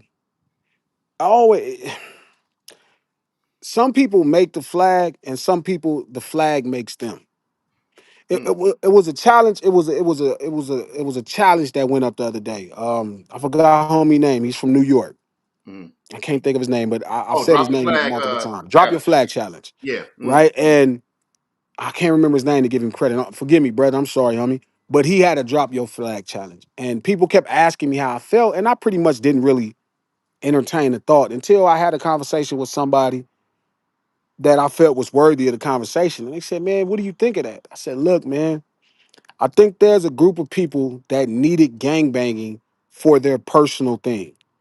Like, right, maybe they was going to school and they was getting bullied and they wanted backup. mm, Maybe, you know, they lost their parents or don't have a family or their mom on drugs and they needed this at a time. And now they felt trapped by it. I think that was a great time for those type of people to have a social currency and a value to exit because they didn't need it in the first place, right. right? And that's the person that the flag defines. Then there's a person like me who define the flag. I'm going to be a Crip you meet, and you're going to be like, damn, that becomes the representation of Cripping for you. Like, you could keep trying to talk about other niggas, but you're going to be like, man, Glass is a Crip, and that ain't quite, you know what I mean? You're gonna compare Crips to me. Right. And I think, just like anything, I think that's what happened. You have a lot of people that needed it. You know what I mean? And it gave them an identity. It gave them purpose in a place, you know what I mean, where, you know, it- the resources and opportunities are limited, right? Look, it's just different. But then there's people like who really define it and shape it and Mm, can call it exactly what's happening and really care enough about the other brothers to even figure out the motivation. You know what I mean? It's just what it is. yeah. It's that way. So I think, there are brothers that the flag define, and then Yeah. there's the ones that define the flag. I dig that. That's see, like I said, and I think they said his name was Hocus. Hocus Hocus, shout out to 47. Hocus. Yeah. Yeah, shout Yeah. out to Hocus. So I think that was a dope way and a currency to create for people to finally let something go that maybe they were worried about, you know, they were worried about how it would look to people publicly. Yeah. You know what I mean? Because there are some people that ain't necessarily strong, when it comes to, socially their own decisions. Like we just was talking about, the reason why people drink and smoke and all of that other stuff. Yeah. Do you think what's crazy? So one would argue, not myself, but I have heard this conversation. One would argue that was pretty strong for him to do that. I mean, shit, I think that's dope as fuck. Listen, if hell not more than that. Oh, whatever you tell me, you figure it out. You figure it out. So, um, I think it's his strength to do it if that's his choice. I think the thing about all this shit is because so the truth to me, I could go be a doctor and be a crip. What the fuck? Like cripping don't stop me from doing nothing. I can do whatever I want to. Cripping don't stop me from being friends with Bloods. Cripping don't stop me from going to get a job. Cripping don't stop me from, raising kids. Cripping don't stop me from playing basketball or boxing. I don't know what cripping could stop you from doing. It can't do nothing but empower you, right? In my opinion, right? For sure. Like it really is just what you are. You define it. Like you tell people what it is. But there are people who don't live in that reality. They like, Right. well, I gotta do what I think Crip's supposed to do. I gotta deal with it this way. So, you know what I mean? Like I can't argue what he's trying to push because there's probably more people like that need the opportunity to get from under it Yeah. versus people like me who understand it's up to you to define how you live. Right. You being you, okay, your career. There's a lot of moments in your career that Terrence, Luck, I would deem Sure. controversial, right? Whether it was Sure, sure. certain concepts or certain things that were said. Like I said, I'm always proud that you stand on it, and there's a reason for everything. Never just because clickbait or to get some viral No, reaction from people, right? no. Um, and so my wife had another question. He said, when your vision or message doesn't land with people the way you expect it, how do you decide whether to double down or pivot? Or it depends on what that I message probably is. won't say anything that I couldn't double down on. For sure. Now I believe that for sure. So I took enough time to go figure out what I'm talking about. There's times now I think back, I'll be like, man, I wish I wouldn't have doubled down on that because this is way too far Mm, intelligent, like intellectually of a conversation. Like you would have to remove emotions. And I right. am wise enough to realize humans don't do a good job of removing emotions when they just having a discussion. So there's conversations that I wish I was like, yeah, I probably shouldn't even had that because I know this is an in your face conversation, or this is not even a conversation to have with this group of people. Um, but mostly anything that I'm going to say, I pretty much went and thought about it, researched it, read, asked questions, and I made a lot of thoughts before I actually articulated. Like Tupac Must Die, like writing that idea, I had to go to Keefe. I had to go to homies, Right. Yeah. black, different homies from over there. I had to talk to Mikey Rue. You know what I mean? I had to talk to certain people. It was like, what you think? I talked to, it's not public, but I talked to the Outlaws before it came out. You know what I'm saying? Like, Mm, what do y'all think? So, like, I try to cross my T's and dot my I's before I just jump out there and just, it's very, I don't really do a lot of tongue in cheek shit. right. Right. Yeah. I I dig don't that. feel comfortable doing tongue in cheek shit. And I think that's why I always kind of like I may see something from you and I'll be like, this nigga crazy. But I also don't have to call Let me because I see know what you that. stand Let me on. call this nigga. Gee, what the fuck Yeah, you talk yeah. about? Facts. Right. Now see, and I have my stuff where I'll be like, this nigga wow, right? But then for the most part, I've learned that look, glasses ain't doing nothing just to be doing it. You know what I mean? Like so, No, I have a understand. I mean, and now everybody don't have the luxury of being your actual friend where they can call you and find this stuff out. But sure. if you Just know call a him, nigga on the phone, be like, "What up, nigga?"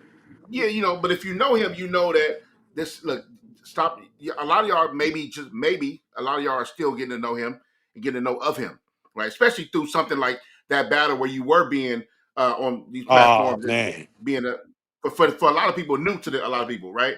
Um, but they will soon learn that if you stick around, this is him, and he means what he's saying about the things he's saying, and it's logical. Sure. And a lot of times, I think even myself, I have to check myself a lot of times. You and I had a conversation about game banging, and you were telling me how we talked about how people don't see value. A lot of people don't see value in themselves let alone why would they see value in you, somebody who look like you, who look like them, Yeah, right? It was yeah. a longer conversation we had about street life I and why remember. some people Yeah. don't see value in themselves. So how they gonna value who you are, right? So, exactly. Yeah. That's what kind So of make people, yeah, treat life so nothing because they don't value their own life. for sure. And so, but I remember the beginning of that conversation. I came in hot, not hot like arguing. I came in like, no, I don't agree Sure, with that. sure. Yeah, yeah. But as you were Yeah. breaking that down, I was like, shit, nigga, that ain't nothing to argue about at this point. We grew up with the same people.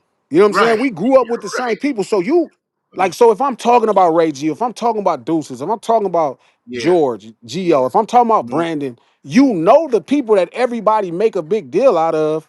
for sure. We know the same people, and you can see that them niggas is just regular humans. Right. Yeah. Yeah. Like Hans and them, they're regular Big U, like they're regular people who just trying to figure out life. To the rest of the world, they may be monsters. They may Right. be villains. You know what I'm saying? We don't know the villain. Yeah. I Yeah. didn't Yeah. fought these niggas, and I don't know the villain. The fuck are Yeah. you talking about? You know what I'm saying? Like, so I feel like that is the job of a hip hop artist. You become the elected delegate, of a section of a group of Yeah. people. Yeah. So Yeah. and I'm not. One thing I don't want to do is lie. You know what I mean? I don't want to. Yeah. Oh, yeah, I would make my son a gangbanger. It don't really work that way. Like if I Right. could raise my son on 117th Street, if I have a son, and he wouldn't be from the 7th, because I'm right there. Right. It's not to say I would discourage him or nothing. Like, you gonna be doing this. Right. I don't know how Right. you gonna be doing that. You know what I mean? Like how you gonna be doing it? We gonna be here. You know what I mean? We gonna be at football practice. We gonna Yeah. be, you feel me? We gonna be at the library. We gonna be, But to your point, somewhere else. you made a great point one time. We talked about this where you said, look, niggas wouldn't be doing none of this if we had resources. Why, he said they ain't got nothing That's to do it. all day. Man, That's we why were you doing all the best shit. right. What? Remember that program they had where niggas was selling chocolate? They'd come scoop you up in that van, and Yep. niggas was making money selling Yep. chocolate and shit. Yep. Niggas was fucking Willy Wonka. Niggas was getting niggas was Milton Hershey. Niggas was getting that coin. You know what I Right. mean? So Lord knows, I was asking. I got a buddy I street race with. He's a homicide detective, and he's a brother. And I asked him. I said, I wonder why the police don't just walk down through neighborhoods and recruit people as kids and create programs for them, and then a job in existence. You know how many kids you pick up? He like glasses because the police force is racist. I was like, niggas be want to be recruited. Right. I was gonna do a podcast about this. Niggas, you got to realize why most niggas gangbangers. They want to be a part of something. Yeah. That's why as soon as they find something to replace it, they replace it. Yep. Like, think about all the niggas who now in bike sets. Niggas be full-fledged Right. gang members, but now them niggas is deuces, and them niggas are killed for the Yeah. deuces. That's a fact. Niggas are That's a killed fact. for the brothers of the sun. Niggas are killed for the dirty birds. Be like, Not knowing they nigga. doing the same You know what I mean? Because it's just thing. growing up how we grew up, it is a very, we look for, humans look for camaraderie. Yeah.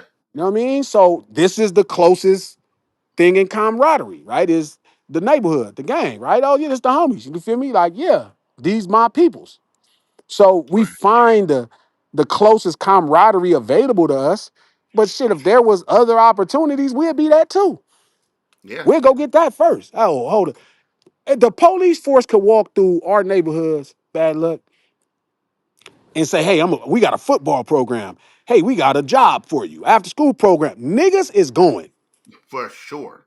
100%. Yeah, and then when you turn 18, we're gonna put you through the training program, and then you're gonna have a job that pays you 80,000 from right here to here. There's a football program, a basketball program. You don't have to pay nothing. Niggas is going For sure. You see a shortage of game banging and street life immediately. fast. Wait a minute, Immediately. I can make money. Man, them people used to come scoop all the homies up in them vans with that chocolate. Them niggas thought they was Willy Wonka. Them niggas was getting cracking.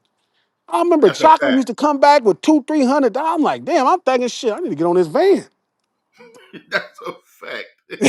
So the natural desire for humans is to be, is to fellowship, to Yeah. become a part of something. Well, if you grew up in Watts, if you grew up in Compton, if you grew up in South Central, Long Beach, shit, the closest thing is the neighborhood. Shit, I don't even know where else there was nothing. I'm thinking about it on the 7. Nothing else was close. Ain't no Nah. fucking nothing else. Nah. Ain't no Nope. fucking nothing. It's The only just kind a of set. recreational stuff. The only kind of recreational stuff we had around was parks, and parks was. The Park, games, the you know homies. what the park Yeah, was? I remember getting to a fight at Mona Park because I outswam this nigga. I was like faster. I swam like we was swim racing and I won, and we fought because I won the fucking nigga couldn't even be the best at swimming. Right. And I get it. At that time, it felt like traumatized, but growing up, it's like, damn, nigga, like this nigga glasses got everything, and I can't out swim him. That's hilarious. Nigga just desperate at that point for a win. Let me ask you this, G man. We covered a lot. We covered a large part of I love talking to you about so many things. First of all, you and My I man. can end up being on the phone for hours. So Facts. Facts. uh, I do want to ask you to close this thing out. What's one piece of wisdom you wish you heard when you started that you now share with younger artists walking in your path? You know what I tell them? Get around them, get around them vets. Hmm. Do not get around them vets. Learn, the one thing that if I regret something about the New West and I realize differently today, everybody's not a teacher. Yeah. Everybody can teach, but everybody's not a teacher. That don't mean they perfected a way to explain what's happening. But if you ask the right questions, everybody will tell you the way to do it. Yeah. That's something that I wish I could tell young glasses and I tell people all the time. Like, hey man, like follow Battle Cat. I don't care Yeah. if you don't answer you sometimes. Still comment, comment, comment. You never know. Just follow Dre, comment, DM. There's a value in the things that these people know, Yeah. even if they don't know how to create a way to teach it to you. You just have to ask a question and they'll tell you what they know. Ice-T, you know what I'm saying? Like all these people, like, Snake Puppy from Dream Team. I didn't know they Mhm. got the first record deal. Talking to Lonzo, talking to, Edwin from Uncle Jam's Army, talking to, all these people, DJ Pooh about hip hop pre NWA, like Yeah. just the value that it creates. And then it gives you a know how of what could be happening today. So if I could tell what I tell young artists something is, hey man, don't stop asking questions. I know sometimes they may not answer. I know sometimes it's frustrating. Don't stop asking because you eventually gonna ask the question that's gonna get you the answer and start building a relationship you need to know. There's Yeah. something to know in this thing we call hip hop and in this thing, obviously, that we call the record business. There's something to know. It is not just this tongue in cheek by the seat of your pants thing. Right. Damn. Damn. That's man. Um, this has been a wealth of knowledge, bro. Oh, But my every man. time this Yeah. has been a wealth of knowledge. I hope the people, I think the people were fulfilled today because I learned so much talking to you, being that, especially with you and I being so close as far as in the city, but also I didn't game bang. You know what I mean? But I was so close to people around it. So when I do talk to you about certain kind of things that I didn't necessarily indulge in, it's pretty interesting hearing your perspective because I've heard other perspectives on the same type of things. And it never sounds the same, right? The way you teach, the way you speak, it's a different kind of skill level, a different kind of way you do it that I think the world appreciates. And we're seeing that how, the battle was just a thing, but you have always been elevating in your path and your craft to be speaking and seeing and being heard by more people all the time anyway. You're going to do that naturally regardless, right? But I Yeah. think it's a joy that we get to have these conversations with you now and learn from you now because you're a big dog in this shit. Like, you know what I mean? Cats like yourself, Head, my brother Sticks, Yeah. Yeah. Pun, Yeah. AD, you guys are big dogs in this shit. So it's pretty cool learning from y'all in real time on a daily. We can see y'all, So I do want to. What do you have coming up for the future as far as what Glass got coming on? Music, podcasts, shows. What you got going on? So I got the No Ceilings podcast, For drops sure. every Salute to that. Tuesday on Salute to that. all podcast platforms. Really great podcast. We just dropped a really dope episode about hip hop and the top 40. Damn. Signal. Bad signal again. You can hear me, G? You went black. Yeah. The No Ceilings Pod. What do you say? Every Tuesday? Definitely check that out, man. G Malone got the No Ceilings Pod. I think he tapped. Oh, yeah. Signal went bad. Wait, my signal went bad? Y'all still hear me? You still see me? Let me know. Y'all still hear and see me? With King, who Oh, there you go. helps me There you run go. Blue Hey, Division. G, That's a you really went black. dope thing. G. Songs, I just put out Banned from Vlad TV, which tells the story of how me and Vlad kind of fell out, why he's upset at me. You could kind of hear the story and see if it makes sense to you. So I got a ton of new records dropping. Trip Harder comes out next Friday. Um, it's gonna be dope. More tons of songs. Film. I'm shooting Yeah, 3 what you doing with films that? next year. I'm taking, Los Angeles street urban culture to the television screen. Um, that's just important. West Coast street Yeah, urban culture yeah. to the movie screen and just really expanding on the culture. Just expanding, giving you more understanding and more stories so you could kind of see how we live and you could imagine us versus, you don't have to imagine. You could kind of hear something that you could see in these circumstances. So I'm just growing and growing and growing, man. Just creating and G, growing. right after the once you said your notes to the podcast, you went blank, but then you came back on the Vlad part. So did we miss something? We missed something in that gap You right there? there. Yeah, you hear me? You hear me? Oh, I hear him. He don't hear me. Do y'all hear me? I hear you, but you don't hear me. Can y'all hear me? We hear you. I hear you. I hear you. Yeah, you hear me? I don't hear me. He probably got to log out, log back in. Yeah, He gonna log back in. But yeah, definitely check out the Notes of this podcast with G Malone. We got some real dope content dropping over there, and now you got tons of music. I need to hear it. It was a gap in there when the phone dropped, but hopefully he logged back in. And let me see. Let me see. Log back on. Log back in. I'm still good, right? My sound, y'all still hear me?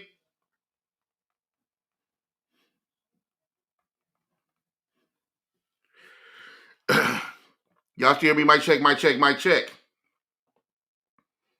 Mic check, mic check, one check. If you just joined the stream, hit the yes, sir.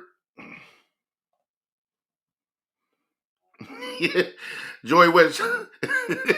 Shop Joy Westside. What's up, my guy? My good brother. Joy Westside, definitely in the building.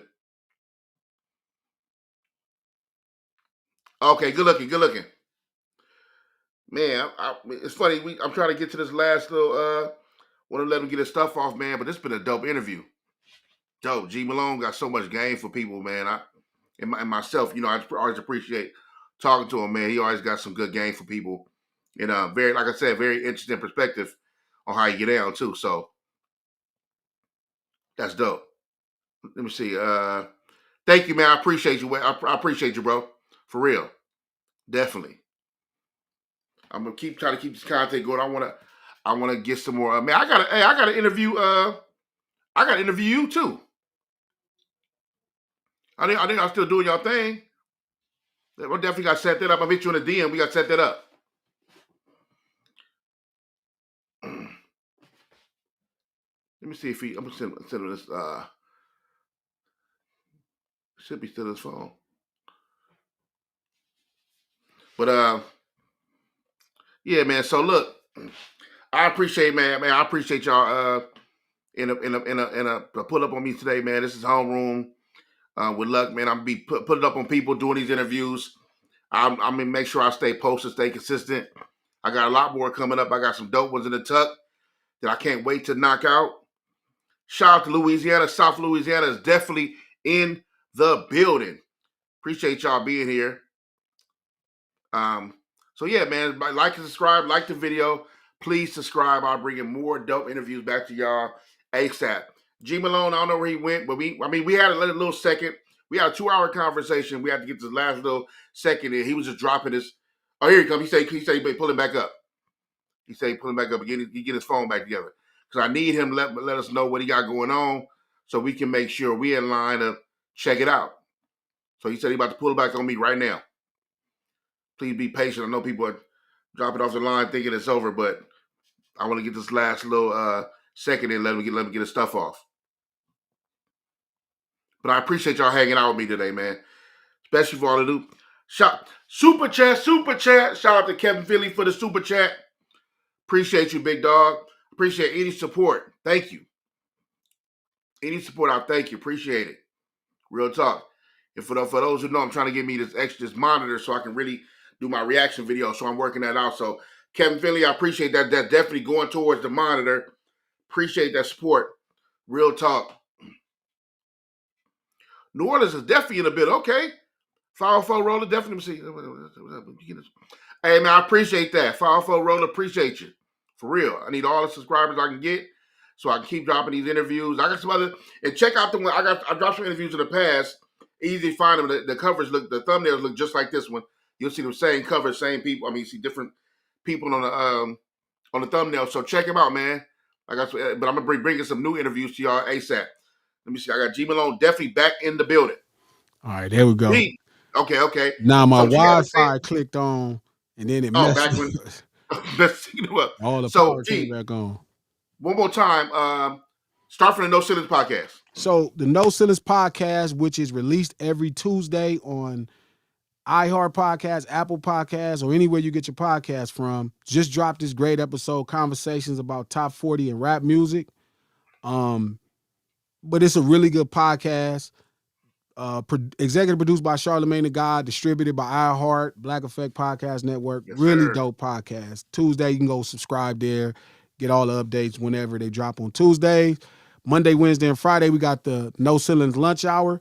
You know what I mean? Where we just discuss hip-hop news, same dynamic ideas once a week at noon Pacific Standard Time. Oh, we're blanking. Hold on. At noon Pacific Standard Time. On No Ceilings by Glass Malone YouTube page. Go check that out. Subscribe there. More music. Banned from Vlad TV. Really dope song. Trying to redefine kind of what the independent hip hop business looks like. So I'm just creating these really deep concepts and ways to really push the creative process. We drop Crip Harder next Friday and 3 films next year. We shooting 3 films. That's kind of where I'm taking hip hop to. You know what I mean? Hey man, it's funny you say that. DJ Vlad blocked me on Twitter before there was Instagram. So he blocked me crying. So I don't even know what you got going on, but I can't wait to hear what you drop with that Banned from Vlad TV. Yeah, I don't even know. But I was back on Twitter back in the day. We was all a little different. Yeah. Ain't no telling what I told that nigga. Presses and shit. You know what I'm saying? So it's Banned from Vlad TV is available everywhere. This is how me and Vlad fell out. I explained the story. You know what I mean? It was just a dope, creative way to push storytelling. It's really a dope idea. To me, I didn't make Vlad look bad. I just told the exact story and gave you context. And it really goes into this greater conversation about people who cover hip-hop and people that are hip-hop, that relationship. So really check out. And again, man, tons of new records. Man, go okay, and I didn't know it was out now, so I'm gonna go grab that ASAP. Man, y'all stay checked in with G Malone, man. Glass has always got some dope stuff coming, but that No Ceiling podcast, go get your daily dose of game from that podcast, man. So subscribe.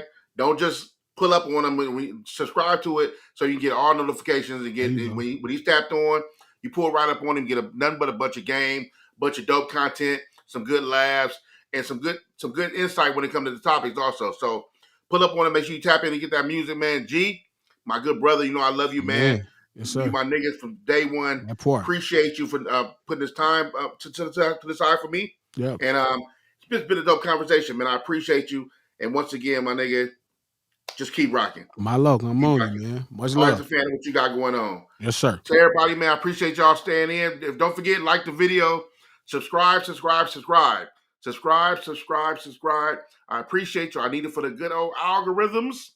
And I'll be back ASAP. I'll make sure I stay posted. Subscribe so you can know when I come back with a dope, another dope interview. It should be ASAP. I don't even want to say who yet, but it should be ASAP. Subscribe. I'm about to be out here, man, but I appreciate y'all straight like that, man. This is Lucky. This is Bad Luck. This is Terrence, however you see fit. The man with many names, but I'll be right here. I appreciate y'all. Thank y'all. I'm out. Peace.